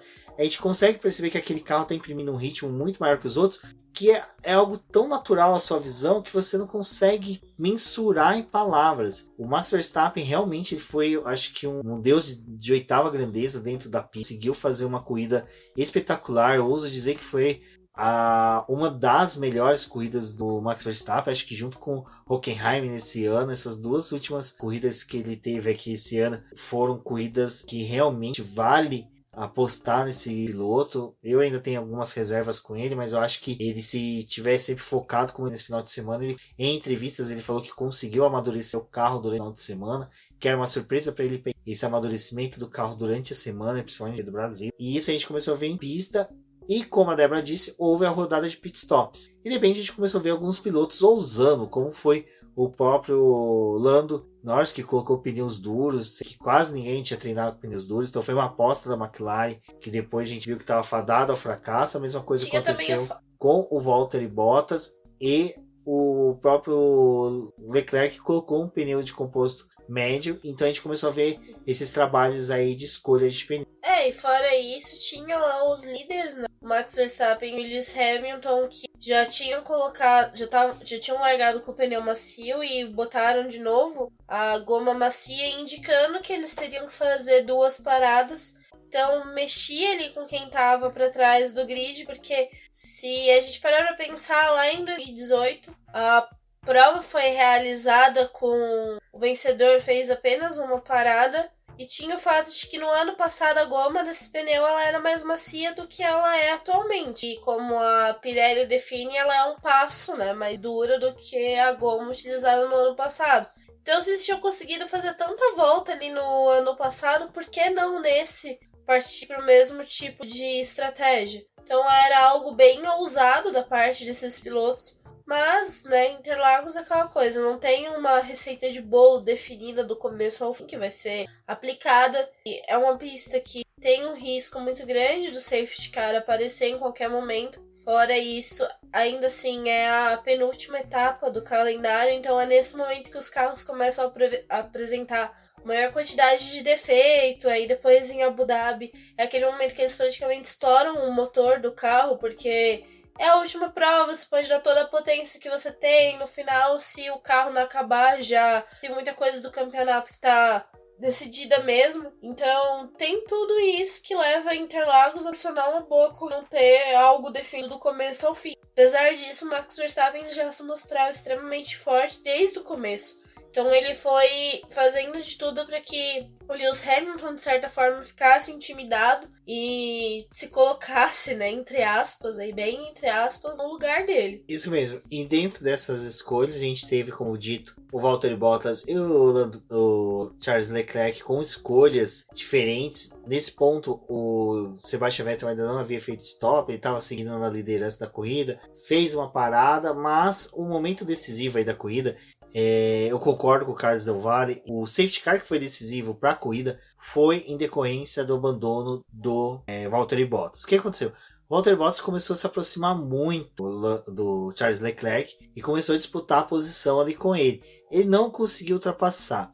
E é algo que a gente viu durante o ano, que o carro da Mercedes ele superaquece ficando atrás de qualquer outro carro. mesmo sendo atrás do safety car, ele superaquece. Impressionante. Passa uma pomba, ele superaquece. Passa uma folha, ele superaquece. Passa uma sombra, ele superaquece. E toda hora você viu durante o ano os carros se distanciando. E o Valtteri Bottas não, ele um ritmo muito rápido. O Leclerc, porque ele sabia que ele tinha que ultrapassar o quanto antes o Leclerc para poder fazer com que a estratégia da equipe rendesse fruto. O que aconteceu? A churrasqueira abriu. O Valtteri Bottas começou a fumaçar e acabou abandonando, né, Débora? Acabou abandonando na volta 52. Até aquele momento, a corrida era movimentada, mas ele ainda estava naquela assim, pô, tá chegando e não chegava. Tá chegando, não chegava. Tipo você acompanhar a entrega de pizza pelo aplicativo da iFood. Mas, por sorte, Valtteri Bottas abandonou e acabou abandonando, deixando o carro de qualquer jeito. Ele teve problema ali da perda de potência, mas não parecia... Ali quando a gente estava assistindo na televisão, né, não parecia que foi um problema sentido imediatamente. Até falaram, pode ser alguma coisa que tá pingando no motor e caindo ali e provocando essa fumaça, mas não, depois foi mesmo um problema identificado no motor. E ele tentou dar mais uma volta no sítio, acho que ali foi o erro dele, que poderia ter, já que ele tinha apresentado o problema antes de completar a volta, já ter levado esse carro para os boxes, mas como ele permaneceu na pista, teve a entrada desse safety car e acabou já dando uma mexida ali no desenvolvimento da corrida. Mesmo com a tentativa do Valtteri Bottas de estacionar o carro no lugar que era possível, ele acabou enfiando o carro numa valeta e o carro não conseguia sair, os fiscais de prova não conseguiam, né, empurrar o carro de volta ali para trás do guarda-reio. Ficou por bandeira amarela por uma volta e meia. Aí a direção de prova decidiu entrar o safety car. Existem vários motivos para a entrada do safety car, até mesmo o realinhamento dos carros que já haviam tomado volta. Isso fez com que o carro permanecesse por quase aí, em torno de 4 voltas, né? 6 voltas, na verdade. Ele permaneceu fazendo com que alguns pilotos entrassem nos boxes, fizessem troca de pneus. Salvo engano, o Max Verstappen aproveitou esse momento para poder fazer a parada dele, aonde que a ordem que o Lewis Hamilton tinha era: se o Max entrar, você fica. Não, você fica na pista. Se o Max não entrar, você entra nos boxes. Era uma coisa meio invertida. Assim, eu vou ser sincero, eu achei meio trapalhões por parte da Mercedes. Eu acho que eu concordo com alguns que falaram que sem o Toto Wolff, a equipe ficou meio perdida nesse quesito, onde que ele pegou simplesmente não soube, né, o que fazer ali naquele momento. Ficou aquela coisa, né? Faz aí, galera, a gente vê no que dá. Exato. Mas, como foi dito, né, ficou com a bandeira amarela ali da volta, com o safety car da volta 53 até a 59, quando teve a relargada, com o Hamilton à frente do Verstappen, que o Verstappen havia parado. Seguido, as posições eram Hamilton, Verstappen, Vettel, Albon, Leclerc, Gasly, Grosjean e Sainz, né? Essas 10 posições. Então a gente teve ali já algumas figuras que nós vimos que teriam importância no final da corrida. Bom, as relargadas dessa corrida foram sensacionais. Max Verstappen se provou ser o melhor piloto para o show de uma relargada. Ele consegue zipar o grid, fazer com que o grid fique bem compactado e faça ter uma disputa ali entre eles. E a volta, né, começou com o Hamilton na liderança, mas antes ali já da primeira perna, novamente no S do Senna. Eu acho que o Ayrton Senna, quando decidiu traçar esse S, ele falou: aqui vai ser o ponto de decisões de corrida. Max Verstappen dava o pulo do gato para cima do Lewis Hamilton e conseguia liderar a prova a partir daquele momento. Liderança esse que ele não viria a perder até o final da corrida. Bom, como eu falei, a largada foi na 60ª volta, né? Com o Max Verstappen já na liderança, começou a imprimir um ritmo muito forte, mesmo o Lewis Hamilton tendo pneus melhores, né, com melhores condições, em decorrência de ter parado um pouco depois, mas não ter feito uma parada tão breve quanto o Max Verstappen. Nós vimos, né, uma briga caseira que não era tão boa. Num domingo, normalmente as brigas italianas é pela macarronada, por aquela porpeta que seu primo pega do seu prato. E no caso a gente já estava vendo a aproximação ali do Charles Leclerc para cima do Sebastian Vettel. E começou aquela musiquinha que é bem próxima, né, do Esporte Espetacular, que é do famoso Vai Dar Merda. O Leclerc chegou no Sebastian Vettel E ali é o momento que divide, né, os fãs da Fórmula 1 em o Sebastian Vettel foi culpado, ou o Charles Leclerc foi culpado, ou os dois foram culpados.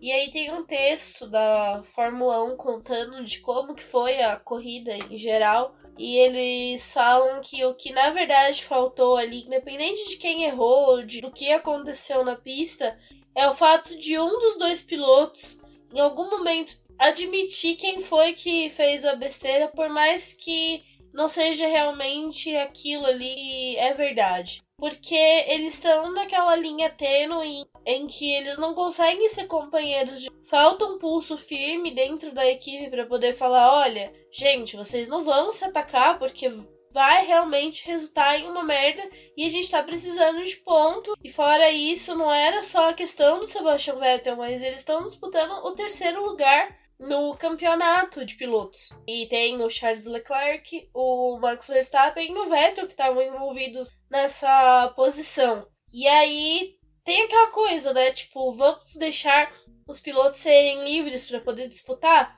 Concordo, mas em alguns momentos tem que prezar um pouco pelo que é a equipe. E eu acho que é isso que faz a diferença na questão da Mercedes, porque ela determinou quem é o primeiro piloto e em vários momentos ali do ano ela sacrificou o Bottas para justamente deixar o Hamilton na primeira posição. E foi algo que, observando ali no contexto da corrida até esse final, foi a forma como a Alfa Romeo também administrou essa corrida. Porque o Giovinazzi atrás do Raikkonen, apesar de às vezes ter um carro no meio dos dois, ou quando tava realmente os dois juntos, que foi na última relargada que teve, que os dois estavam um atrás do outro, o Giovinazzi ele tirou o pé para poder não entrar em disputa com o Raikkonen direto. Ele tava virando mais rápido, né? Ele tava virando muito mais rápido que o Raikkonen em alguns momentos. Ele poderia sim forçar o carro para cima do Raikkonen, mas como era um bom resultado para a equipe, para que ele ia se meter do lado do Raikkonen? Fora isso, o Raikkonen também estava disputando ali com a McLaren, então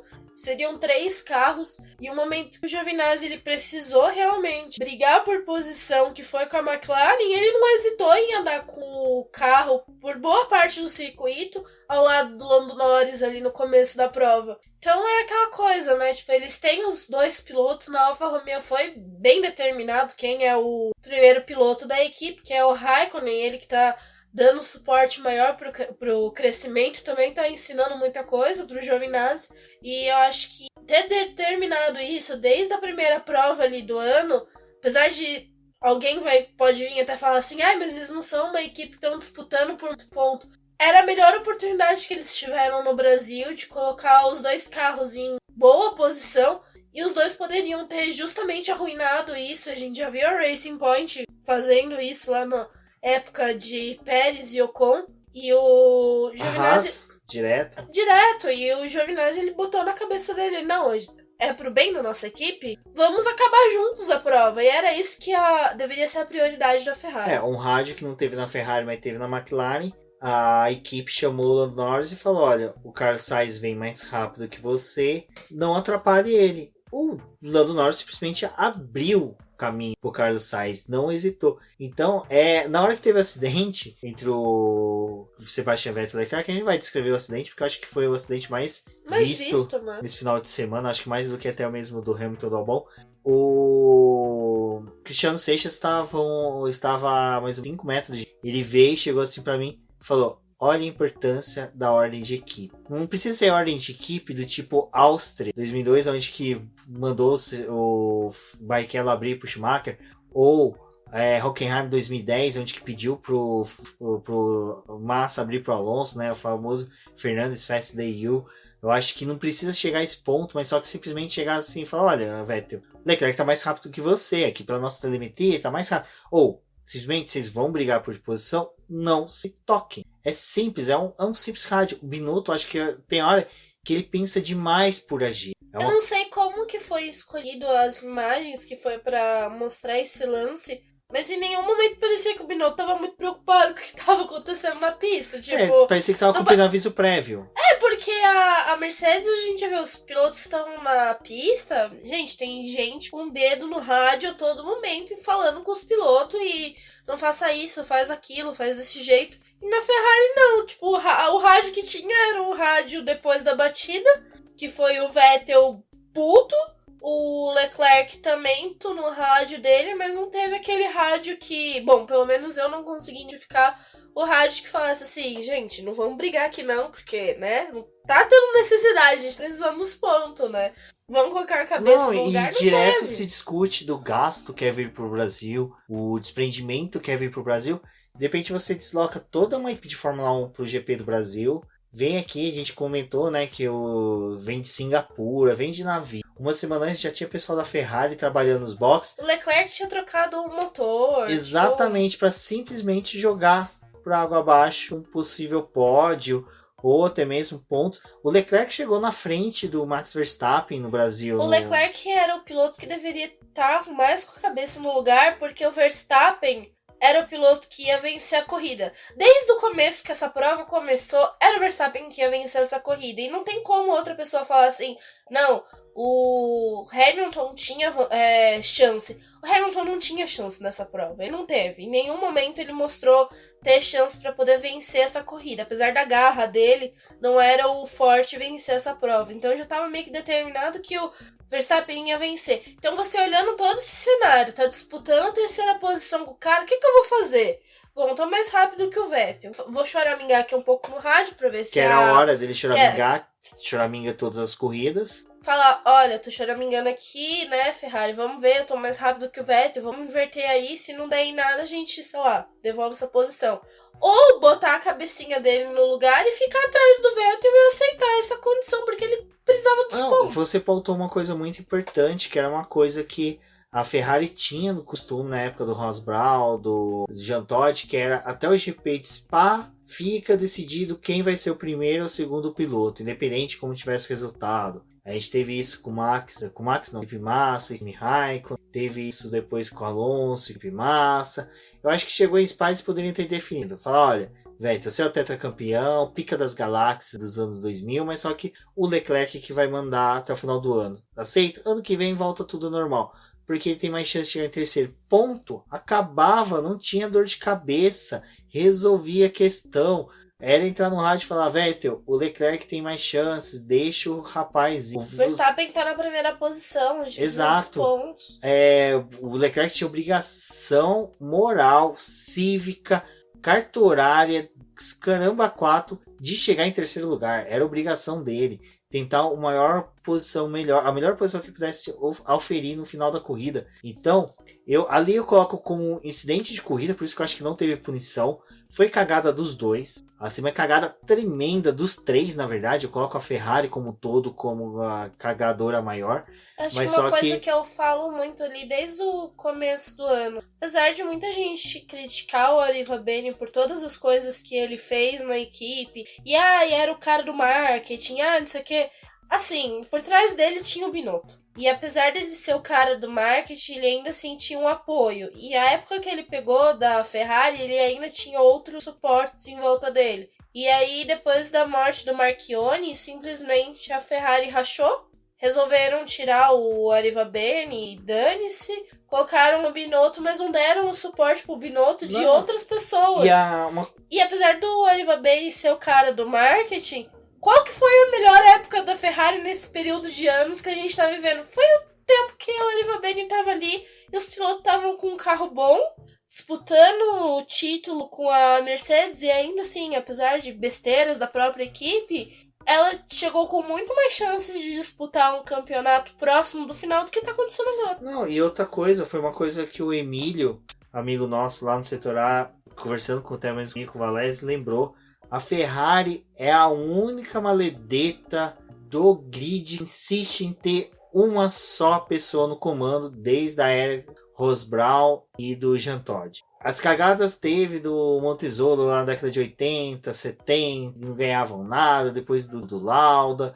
Aí decidiram trazer o Ross Brawn. O Ross Brawn falou, não, tem que ter mais uma pessoa. Trouxeram o Jean Todt. Ou foi ao contrário. Não. Trouxeram o Jean Todt quis contratar o Schumacher falou, eu vou, mas eu tenho que levar toda a minha equipe da Benetton. Aí levou o Ross Brown e a molecada toda da Benetton. Foi tudo aquele pessoal colorido lá pra Ferrari. Todas as equipes têm 2 pessoas. Acho que, salvo engano, só ainda a Haas. Outras também tem uma só. Mas as que estão melhor hoje no calendário, no campeonato, vamos colocar assim. As melhores equipes hoje, de estratégia, de pontuamento, de evolução, são Mercedes, Red Bull e McLaren. As 3 têm sempre 2 pessoas trabalhando no comando da equipe. A Mercedes e a McLaren nesse GP não tinham nem o Zac Brown e nem o Toto Wolff, respectivamente, para cada equipe. Mas é uma corrida, né? A Ferrari não tem 2 pessoas o ano inteiro. Exato. Então, era a questão da época da Riva Bene. Você tinha a Riva Bene lá xingando, apontando o dedo, apontando culpados. O Lito Cavalcante uma vez levantou isso, que era uma falha dele. Eu não acho que era uma falha. Uma forma também de você criar um ambiente de trabalho é você mostrar... que a diferença que o chefe fazia. Exato. Então ele era o chefe de equipe, ele era o carcamano, aquele cara que brigava, apontava o dedo. Eu vi o Arriva Bene muito próximo do que é o Toto Wolff. No momento que precisava brigar, ou no momento que a Ferrari, por exemplo, quando as outras equipes pegavam e apontavam, temos uma peça legal no carro da Ferrari. O que o Arriva Bene fazia? Ele ia lá brigar e mostrar que aquela peça não era ilegal, ou que dentro do regulamento tal, eles estavam com a peça adequada. E o Binotto, ele faz assim, temos uma peça legal. Poxa, descobriram! Opa, vamos tirar aqui, vamos tirar. E ficou nítido nas últimas corridas. Eu acho que não foi ilegal toda essa mudança que a Ferrari fez, mas eu acho que... Mas ela deixa a mostrar que em algum momento ela falhou em alguma coisa. Exato. Que ela usou. E faltam 2 pessoas, 2 cabeças pensantes. Eu acho que a Ferrari tem que rever para 2020, principalmente para 2021. O Binotto não deve ser um cara ruim, deve ser um bom... Ele não era um cara ruim porque ele trabalhou com a Arriva Bene há muito tempo. Mas eu acho se ele fosse que... ruim, mas se você pensar que a Arriva Bene só caiu por causa que teimou que queria que subisse o Leclerc, havia um motivo, né? Havia um motivo. O cara disputou títulos, o Binotto nem isso chegou. Eu acho que é um problema quando você troca o piloto, que é uma coisa que eu falo muito da Mercedes. A Mercedes, ela, por mais que o Bottas não seja o piloto espetacular e ele só brilha em uma etapa ou outra, ele tem várias dificuldades, a Mercedes conseguiu achar o segundo piloto ideal. Porque em alguns momentos ele disputa com o Hamilton, mas ele não é o piloto que vai tirar o Hamilton do lugar. E não é à toa que venceram 6 campeonatos de construtores. Porque o campeonato de piloto é legal, tal, mas para a equipe mesmo o que vale é o campeonato de construtores. Então eles sempre foram muito centrados nisso. E a Ferrari nem nisso ela conseguiu se preocupar, porque ela chegou nesse momento do ano em que dependendo de como fosse a temporada, se tivesse começado, né? A gente fala muito nessa segunda metade do campeonato, ela estaria completamente arruinada, porque a Red Bull cresceu muito. É sempre o período que a Red Bull cresce mais e começou a ameaçar Ferrari eles cresceu de uma também, forma mas não apresentou o desempenho de outros que era necessário. Eu acho que só para finalizar, acho que um interessante, a Débora falou da questão de ordens da McLaren, mas o da Alfa Romeo também foi legal. E essa questão do segundo piloto, tem gente que fala, eu não gosto do segundo piloto que abaixa a cabeça, é uma droga, tal. Eu não tô falando que ele abaixou a cabeça, mas eu sempre falei, quando falar qual foi a melhor dupla de pilotos de todos os tempos, todo mundo, Senna e Prost. Não foi Senna e Prost, me desculpa. Senna e Prost foram dupla somente durante 2 anos, deu merda, o Senna penou em 80 o Prost, só venceu por causa do regulamento. Em 89, o Prost iria ganhar o campeonato de qualquer jeito, o Senna não ia ganhar. Não foi a melhor dupla, mas só que a melhor dupla, indiscutivelmente, foi o Schumacher e o Rubinho Barrichello. Ganhou tudo que eles tinham que ganhar, certo? Lógico, não ganhou, mas foram 2 temporadas excelentes. Eu acho que a 2006 foi uma das melhores temporadas. Então, eu acho que o pessoal fala, não quero que reviva Schumacher e Barrichello. Olha, se for para quebrar a hegemonia da Mercedes, eu quero. Eu não acho ruim, porque para mim foi a melhor dupla. E hoje, Valtteri Bottas e Lewis Hamilton tá se provando ser a melhor dupla. Eu acho que a outra melhor dupla é Lando Norris e Carlos Sainz. Não precisa ser aquele Eu acho que não precisa ser a equipe que precisa ter dois pilotos, um querendo matar o outro. Tá tendo na Ferrari já prova que não funciona dessa forma. Melhor você ter pilotos que os companheiros se dão bem e que um vai respeitar o outro, como tem na Alfa Romeo. Os dois Exato. se respeitam e eles pensam no conjunto. Então, às vezes é melhor isso do que você ter um piloto que tá querendo se firmar, porque eu acho que não é mais o papel do Leclerc tentar se firmar. Se ele foi pra Ferrari, foi por mérito dele, pela temporada que ele fez na Sauber e pelo talento que ele mostrou. Ele não tinha que provar nada pra ninguém mais. O que ele tinha que aprender é realmente trabalhar em equipe e não colocando a culpa nele só no lance, no incidente. Mas, tirando toda a questão de pista e de como quiserem analisar e pensar que esse incidente foi igual a outros que o Vettel já viveu, quem tinha mais a perder ali era o Leclerc. Quem tinha que estar com cabeça era ele, nem Repetiu o que o Verstappen fez no ano passado. Quem tinha mais a perder era o Leclerc. Vettel não, Vettel tem 4 canecos em casa, ele... Tá correndo porque ele quer, porque ele gosta. Exato. Porque se ia pintar um campeonato, ele vai querer vencer, mas ele tá ali. E, depois dessa longa discussão, vocês viram que a gente realmente não sabe quem foi culpado. Eu aponto os dois, porque nenhum quis ceder. Como diz o Sr. K, coloca o dinheiro no chão e deixa os dois brigar. Exato, coloca ali a vaga da Ferrari, deixa os dois brigar. E com a saída dos dois, voltamos ao safety car. Aí sim foi o pega pra capar. Acho que esse safety car foi o mais complicado, porque já tava bem no final da prova. Faltavam 4 voltas. 4 não, 6 voltas. Ele ficou por bastante tempo na pista, que não parecia ter tanta... O receio de todo mundo era ali de você ter... Ter a relargada e ter outro acidente e o safety car entrar, terminar a prova em safety car, né? Que relargada, meu Deus. Foi a relargada mais interessante. E agora eu vou falar da minha perspectiva, porque eu tava vendo a corrida de outra forma que ninguém tava nem aí. Tava todo mundo muito preocupado com quem ia disputar o primeiro e o segundo lugar, que era o Hamilton e o Gasly, por causa de toda a movimentação que teve ali no grid. Mas eu tava focada no que ia acontecer com a Alfa Romeo. Porque... Você e o Casola estavam de olhinhos brilhantes pela Alfa Romeo. Eu e a Cíntia tava ali representando os papaya, olhando as McLarens. Eu já tava vibrando em ver o Carlos Sainz numa excelente posição ali, em que ele ia conseguir já pontuar, que no caso ali na hora da relargada, ele estava na 5ª posição. E dessa relargada foi aquele momento em que você olhava pro carro da Alfa Romeo, né? Porque o Raikkonen super arrojado, botando o pé pra cima do Sainz, o Giovinazzi tentando se defender ali pra poder ficar com a posição dele. E aquela coisa, né? Vamos ver quem é que vai terminar na frente. E o Raikkonen... E quando você olhava o Raikkonen na reta oposta, você ficava, meu Deus do céu, os dois vão bater e não vai terminar a corrida. E acho que foi as 2 voltas que mais demorou, porque é uma volta curta em Interlagos, mas acho que foi as 2 voltas que passou mais devagar, que precisava terminar logo essa corrida, porque... Não, foi uma relargada de volta lançada, típica de Stock Car de GT. Foi sensacional. O que aconteceu? O Max Verstappen segurou, todos vieram alinhando um ao lado do outro, então a gente já teve não só isso.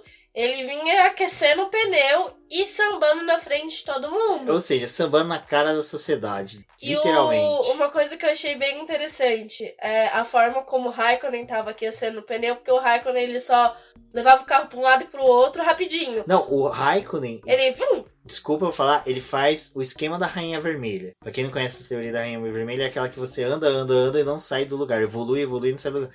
O Kimi Raikkonen, ele aquece o pneu no menor espaço possível. E o Giovinazzi atrás, copiando igualzinho o jeito que o Raikkonen tava fazendo. Tipo, parecia uma sequência. O Max, e ele fazia exatamente no mesmo ponto. O Max, ele já faz a frente do carro parada e a traseira rabiando. O Lewis Hamilton, ele já gosta de fazer o carro mais rápido e andando. Como se estivesse fazendo o S, né? Exato. O Vettel já é daquele que gosta de ficar com o carro parado e dar aquela sambada jogando o carro pra frente. E isso que é legal, que eu falei que eu gosto de fazer, é de parar e ficar olhando essas coisas. Então é bem bacana do setor A, é que a gente viu essa preparação. Cara, deu uma empolgação. Eu pensei assim, vai sobrar fibra de carbono na primeira curva. Por sorte, não sobrou, mas... Já ao final ali dessa volta, né, Débora, ali no bico de pato, aonde que o Lewis Hamilton se encontrou com o Alexander Albon. Aí nessa parte da prova tem uma injustiça, porque o pessoal falou, ai, mas ninguém viu o Albon na corrida.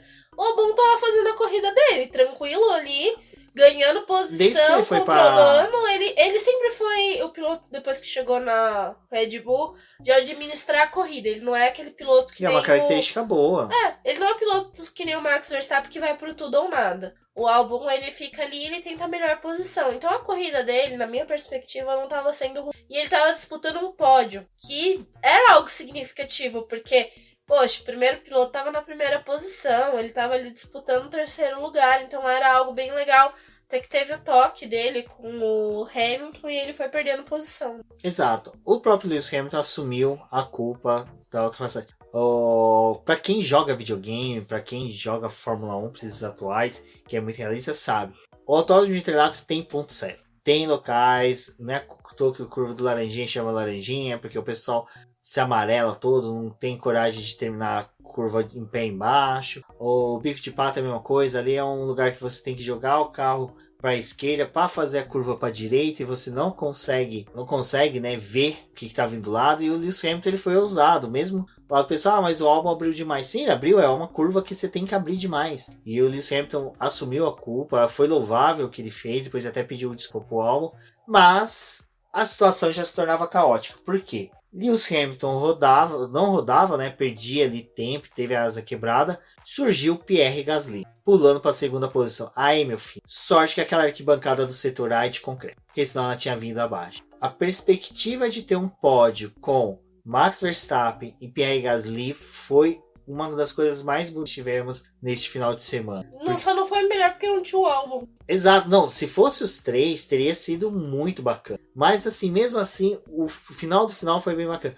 O que aconteceu? Nisso, o Lewis Hamilton queria a segunda posição e ele tinha pneus, tinha condições até de buscar ali a segunda posição com tranquilidade. Como eram só 2 voltas, não tinha muito o que se fazer, mas o final da segunda volta, meus amigos, a gente vendo eles passar novamente, o Gasly e o Hamilton próximos da gente. S do Senna, subida, junção não, bico de pato, ali os dois próximos, fazendo a subida, próximos, de repente um do lado do outro, meus amigos, foi de arrepiar. Não tem palavras para descrever a sensação que é ver uma Toro Rosso e uma Mercedes lado a lado, fechando o pódio, porque o Max Verstappen já havia ganhado, já havia tomado a 4 com uma distância de 0,62, uma distância curtíssima para 2 carros que durante a temporada inteira um foi antônimo, um foi totalmente oposto, e ainda mais o Pierre Gasly que foi rebaixado, teve toda essa questão. Olha, eu sou feliz porque eu falo que eu vi o Max Verstappen dar aquela salvada em 2016, despedida do Felipe Massa setor A, ter visto essas relargadas, a McLaren mexendo no carro do Carlos Sainz. Depois dessa final foi, olha, até hoje, se vocês verem minhas redes sociais, eu não consegui postar nada, eu ainda tô assim, assimilando o que eu vi. Aquela final ali foi uma das coisas mais me viu de todos os tempos. Acho que todos que estavam ali presentes, acho que se vocês ouvirem os podcasts de todos os nossos colegas que estiveram no setor A, vão falar a mesma coisa, que foi o ponto alto da corrida. Ver o Pierre Gasly com garra, com o dirigindo fino para conseguir se manter no pódio, foi uma das coisas mais gostosas. Valeu o preço do ingresso. Valeu a gente gastar quase 3 metros de torre de cerveja. Valeu tudo isso. Eu acho que tem aquelas 2 coisas que eu posso falar porque é algo que mexeu comigo nesse final de semana. E nem só foi ver as disputas. Mas como eu já tive 3 anos na sala de imprensa, nada mais é que você assistir a corrida com vários jornalistas que estão ali fazendo o trabalho, mas você assiste na televisão. Você não vê o carro na pista. Você não tem essa visão de conseguir acompanhar o que o carro está fazendo na pista. E ali do setor A você via, você escutava o barulho, você sabia onde é que os carros estavam, o que estava acontecendo. E essas 2 últimas voltas, elas foram insanas. Para quem estava assistindo na TV, provavelmente foi também. Mas ver os carros botando um do lado do outro para ir no mergulho da primeira curva, aquilo ali, porque você via eles passando, mas você não consegue ver essa primeira curva, porque tem o outro setor que é a arquibancada e ele é coberto, então não tem nem como você chegar a ver essa parte da pista, principalmente na posição que a gente fica ali do autódromo. Então você perdia essa visão, às vezes estava passando no telão e você conseguia acompanhar, mas às vezes não tava, e aí você tinha que ficar olhando na reta oposta para poder ver o que tinha acontecido depois daquelas curvas. Então, essas duas últimas voltas, acho que foi a mais complicada. Eu mal olhei, porque eu só queria que acabasse logo, porque eu tava torcendo pra Alfa Romeo.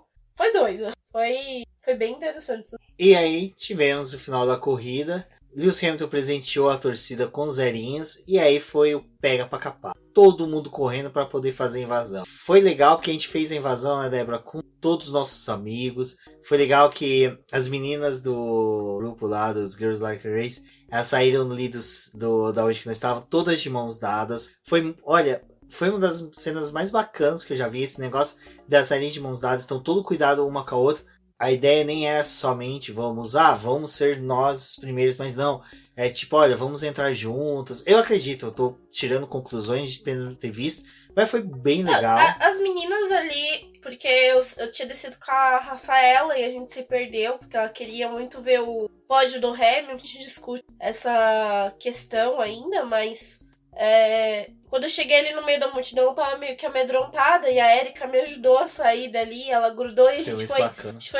Isso foi muito, muito legal, assim. E a gente foi grudando nas outras meninas. Eu lembro que eu puxei a Maia, então a gente foi se unir. E pra poder pular, que tinha um pra poder pular porque não tinha o portão aberto. A Erika, me puxou e eu vi que ela ficou ainda pra poder puxar outras meninas, que tava uma multidão de gente querendo ir pra pista. E eu acho que esse é o sentido de você ajudar as pessoas e se unir, mas principalmente as meninas terem se unido dessa forma pra poder conseguir ir pra pista. Exato, e no caso já foi eu e a Cíntia juntos, né? A Cíntia grudou no meu braço e falou, Rubens, eu tô atrás de você. Aí eu fui caminhando, na hora da gente pular, a gente pulou junto, eu ainda fiquei um pouquinho segurando a tela para tentar abrir um pouquinho mais, porque eu vi que as meninas estavam sendo pressadas por um bando de babacas idiotas que estavam empurrando incessantemente. Não tinha necessidade daquilo, porque o vão dava para todos passar, mas é aquela coisa, né? Cada um tem a educação que traz de casa, né? Não tem como a gente educar a pessoa ali em poucos. Né, que nessa hora eu cheguei a ficar bem nervoso, subi a gritar com o pessoal, o pacto que eles estavam fazendo. O Emílio, amigo nosso, foi empurrado, caiu no chão, mas entre trancos e barrancos, entre mortos e feridos, todos se salvaram. Conseguimos invadir o setor A e aquela brincadeira que eu falei dos macarrãozinhos serem os melhores souvenirs. Esses souvenirs são de graça, né? Então você consegue pegar ali. Então todo mundo tem. Eu tenho da minha primeira invasão. O Carlos Del Valle do podcast F1 Brasil pegou. Então é legal você ver o pessoal pegando ali. É emocionante. Eu acho que nessa hora, todos os haters que tem do Burt que ficam com monóculos dando risada, que ele fala macarrãozinho. Esse monóculo, se tivesse invadido ali no autódromo, era o primeiro que ia pegar com unha, com pinça, colocar dentro de um envelope selado para poder levar para casa e ficar, olha, eu tenho. Então, estamos de olho em você. E foi muito bacana a invasão. Valese, Carlos Del Valle, você vê toda a podosfera invadindo o setor A, e foi bacana que a gente chegou ali, né, Débora? Vimos o pódio, e aí, gente, eu falo, Interlagos tem alguma coisa especial ali, porque a gente não gritou Verstappen, não, Verstappen já tinha ganhado com isso, não gritamos Hamilton já tem 6 títulos, gritamos incessantemente o nome do Gasly, e você via que ele tava emocionado, ele tava, sabe, sentindo, ele recebeu o troféu, foi lá na frente, agradeceu. Foi bacana. Pra vocês terem uma ideia, assistam. Eu vou tentar linkar, eu vou localizar o vídeo da equipe da Toro Rosso filmando as últimas voltas. Na hora que os mecânicos saem após a vitória, você ouve a torcida já gritando Gasly. Cara, foi bacana. Então isso, né, Débora? Da gente gritar, pular, tirar foto. Aí termina o pódio. A gente começa a tirar foto com todo mundo, com os amigos. A gente encontra... Aí nessa hora já... Encontrei com o Mikael, com o Ezequiel, já conversamos, já se tornaram apoiadores, isso que foi bacana. Então, cara, assim, essa invasão do setor A criou um gostinho diferente. Dessa temporada foi legal, porque depois a gente tirou foto com as meninas. Foi uma festa de confraternização, acho que tudo que se tinha foi se resolvendo ali, então foi muito bacana. E uma pessoa que eu acho que merece um destaque especial aqui, né, Débora? Que vocês estão vendo aí que no BBcast do preview, no texto de preview da Débora, vocês viram lindas fotos de capa e foram produzidas por um fotógrafo que, olha, tem hoje nosso respeito, é um amigo nosso. Ele conseguiu a credenciamento para cobrir a Fórmula 1, ele já cobriu a WEC, que foi o Rafa Catelan. Olha, sensacional. A gente, na hora que viu ele ali, né, Débora, se emocionou. Eu chorei na hora que eu vi a MP44 com o resultado do Sainz, que até aquele momento era quarto lugar, e na hora que eu vi a Rafa, deu um aperto de tipo, cara, ver o cara ali realizando o sonho dele, ele que vinha já me falando, a gente já havia se encontrado algum Stock Car, corridas de kart, ele falou, cara, meu sonho é cobrir a Fórmula 1. Aí a gente, quando fez o evento lá de teste, simulação, ele falou, cara, meu sonho tá aqui cobrindo a Fórmula 1. E é aquilo que eu falei com a Débora, que eu já conversei com o Alex da Fórmula 1, que é todos que estão ali em torno da gente, que produzem conteúdo, não quer ir lá para passear, tirar foto, pagar de bacana, quer para ir trabalhar, quer ir pro laboro, quer ir para produzir conteúdo para levar para vocês. E o Rafa, ele teve isso, né? Ele produziu. Então, novamente, as capas desse podcast e da publicação são de fotos. Tem o Instagram dele no post desse episódio. Então, sigam ele, prestigiem. E, se Deus quiser, ano que vem estaremos lá com ele. Temos nosso apoiador Beto Corrêa, que é um excelente fotógrafo. Quem sabe aí ano que vem os dois estejam lá com a Fórmula 1, outros membros do Boletim do Paddock. Assim, a gente tem aí 2020 para trabalhar para isso. E eu acho que essa invasão deu essa amplitude, a gente tem uma visão muito além daquilo que nos últimos anos é onde que a gente vê que a gente respeitar. O Berton, né, do Grande Prêmio, viu a gente, tirou foto, brincou, conversou. A gente sabe o tanto que eles ralam durante a semana. Encontramos com o Grum também. O cara pulou lá, tirou a foto com a gente, então foi muito bacana a gente poder transmitir para vocês toda essa experiência que nós tivemos lá no Autódromo de Interlagos. Eu espero sinceramente que no ano que vem nossos ouvintes compareçam, venham, troquem ideia com a gente, né, Débora, porque é muito bacana. É isso mesmo, pessoal, tentem se programar para poder vir na corrida, se vocês não estiveram aqui em São Paulo para poder acompanhar essa prova, se forem de outro estado, tem sempre alguém pronto para poder auxiliar na viagem. A gente também se disponibiliza para quem precisar de ajuda para poder fazer um roteiro, para poder auxiliar no melhor lugar da cidade para ficar, em como chegar no autódromo, essas coisas que precisar, porque o GP do Brasil é uma coisa que você não programa em 2 meses, é uma coisa que você tem que fazer um planejamento de quase um ano. Então a gente já sai ali do Autódromo de Interlagos planejando o próximo ano, seja para poder ficar na arquibancada ou para poder ir acompanhar a corrida dos boxes e fazer todo o processo de fazer a cobertura do GP. Então, a gente fala muito nesses últimos anos, veio muita galera do Twitter, o grupo de WhatsApp que foi convencida, as meninas lá do Girls Like Racing. A Erika teve um papel muito grande de pegar e incentivar as meninas a virem, ela foi unindo e... tranquilizar também as meninas por causa da questão do machismo, se discutia muito. Eu não vou entrar nesse mérito, eu acho que se reserva muito meninas a falarem isso, porque elas sentidas, mas a Erika, que elas tiveram um papel muito importante nessa parte de conscientização e tranquilizar as meninas e falar, olha, dá pra vocês ir. E tinha aquela coisa, vamos se unir, vamos ficar uma perto da outra. As meninas mesmo, precisavam ir no banheiro, uma ia com a outra. As que ficavam na arquibancada guardavam lugar, porque esses 3 dias foram extremamente cheios. Acho que foi o final de semana que eu vi mais cheio ali em Interlagos do que que eu já presenciei. Então, foi justamente essa rede de apoio que teve, que mudou o final de semana das outras pessoas. E teve meninas já saindo de lá falando, não, ano que vem eu quero estar aqui de novo, eu quero tentar fazer isso de novo. E como teve aquelas que estavam ali, que não veio, e do relato das outras, que queria saber se era realmente... elas estavam falando também, já se motivou a vir no próximo ano. Então, o que eu digo, Interlagos não é mais uma coisa que você se planeja em 2 meses. Porque cada vez mais os ingressos estão esgotando antes, os setores estão ficando mais concorridos, principalmente o ACA, acho que é o que movimenta mais gente e tem muito mais pessoa ali tentando comprar os ingressos. Então é uma coisa assim, você vai vir, quando abrir a venda dos ingressos, já começa a planejar para poder comprar o ingresso. Se você tiver cartão de crédito, facilidade é comprar ele e parcelar ele mais vezes do que comprar ele mais próximo da corrida. Então isso já é algo que alivia. Bom, vê a época do ano que vai ser a corrida. Se for próximo do feriado aqui e você tiver oportunidade, estende, faz uma viagem um pouquinho maior para até pegar o voo mais barato, aproveitar a cidade, que tem muita coisa aqui em São Paulo. O pessoal que chega antes, às vezes tem evento da Fórmula 1, como teve o F1 Festival, que teve o do Senna, foi uma semana antes. Então teve gente que chegou antes, até para poder acompanhar isso e pegar toda a semana da Fórmula 1, que uma coisinha ou outra tem em volta da cidade para você conhecer e ver exposição.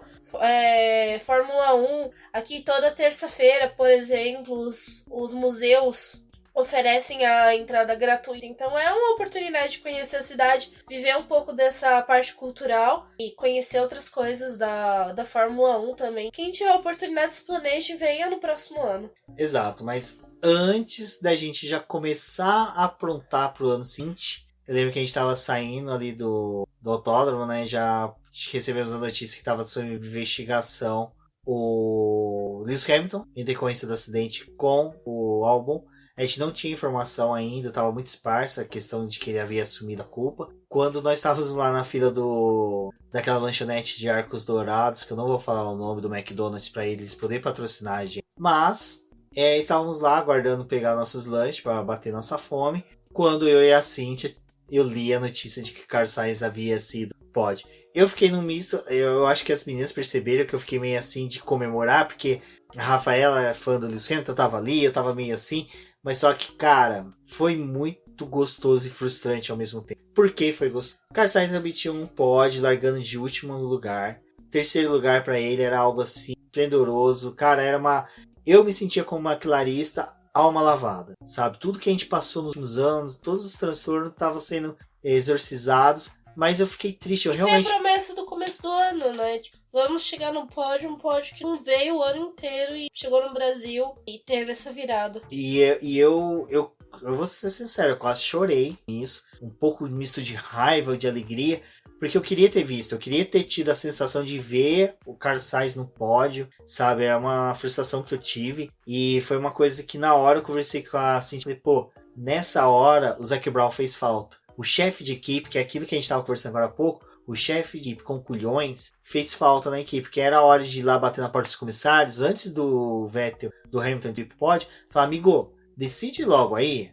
Pegava o Max Wilson, que é um pouquinho da minha altura, catava ele pelo colar e falava, Max Wilson, ô Pirlo, pelo amor de Deus, decide isso daí antes que tenha o pódio, vai ser um fiasco, sabe? Eu acho que dava, o Lewis Hamilton já havia admitido, ele já, sabe, já tinha toda a questão resolvida.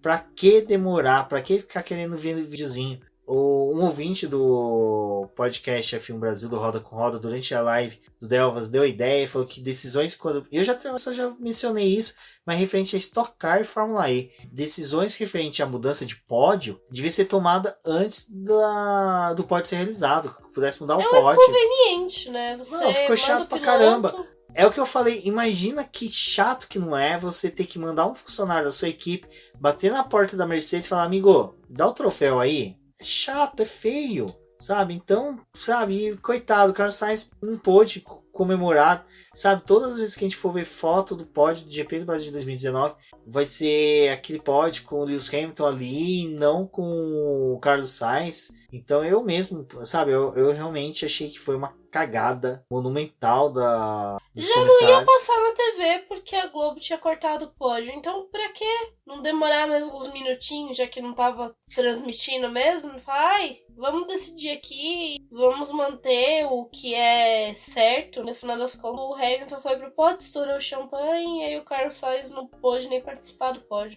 E no final, a festa do Carlos Sainz foi muito maior que a do Lewis Hamilton. Eu acho que os McLaristas estão de alma lavada. A gente sabe que foi um pódio circunstancial por causa dos 6 carros principais da Fórmula 1. São os 2 da Ferrari, 2 da Red Bull. Somente 2 finalizaram a corrida. A gente sabe que é um pódio, mas só que mesmo assim é um pódio que foi merecidíssimo. Como eu disse, o Carlos Sainz largou de último, largou da minha frente, sabe? Poxa, sabe? Custava. Ficou meio chato, mas quem não ficou chato foi nosso final de semana. Acho que final de semana de todos os brasileiros que pôde ver mais uma vez uma festa que foi no GP do Brasil. Melhor GP do Brasil que eu assisti, eu acho que deve estar entre os melhores, junto com 2016, 2008, 2006, que para mim são os GPs mais emocionantes que eu assisti. Referente, aí a gente chega naquele momento nosso de ponderações. Eu acho que não compensa a gente entrar tanto no que a gente sempre fala, né, Débora? Das pontuações de construtores, de pilotos, porque já está quase tudo definido. Eu acho que, como já está quase tudo definido, a gente deixa para discutir no preview do GP de Abu Dhabi. Eu acho que para finalizar aqui, o que é importante é só agradecer mais uma vez aos nossos apoiadores, vocês que motivam a gente aqui a estar às 3h40 da manhã do dia 20, gravando o BBcast. Então, torço para que tenha ficado bom o programa longo, extenso. Vou finalizando por aqui. Então lembrando aí, ao final de semana tem Stock Car, tem Fórmula E. Fórmula E começa aí já com posts e podcasts junto com a Cíntia Venâncio, Sérgio Milani. Para a Fórmula E, como eu disse, vai ter o bolão. Então se você é fã de bolão, mesmo acompanhar a Fórmula E, prestigie, vai ser bem bacana. Para a etapa de Abu Dhabi, vai ter sim o bolão da Fórmula 1. E se você é ouvinte da Stock Car, eu vou me programar para ver como fica um possível bolão aí para a etapa final. Não prometo, porque vai ser bem corrido aí nosso final de ano, com bastante trabalho, bastante atividade em Interlagos. Então, eu agradeço a todos por ter ouvido aqui. Nossos apoiadores, muito obrigado novamente. Se você estiver ouvindo o BBcast, dê um screenshot maroto, compartilhe nas redes sociais, marque o Boletim do Paddock, eu, a Débora e os demais colunistas. E agradeço vocês. Não deixem de verificar o nosso programa lá no Apoie-se. Prestigie, apoie o Boletim Paddock. Como dito aí, a gente tem lá o grupo de WhatsApp. Eu acho que é o melhor grupo que pode ter, assim, conversa lá. Pode conversar de tudo, do futebol, política, desde que esteja respeito. E até hoje eu vi que houve um respeito mútuo entre. Um forte abraço e até a próxima. Eu sou a Débora Almeida, no Twitter como The Flowers. As redes sociais do Boletim do Paddock são todas Boletim do Paddock, exceto o Twitter, que é @diz no boletim que. Não deixem de acompanhar a gente, verificar os posts a respeito da prova e de tudo que a gente tem lá no site. E até a próxima.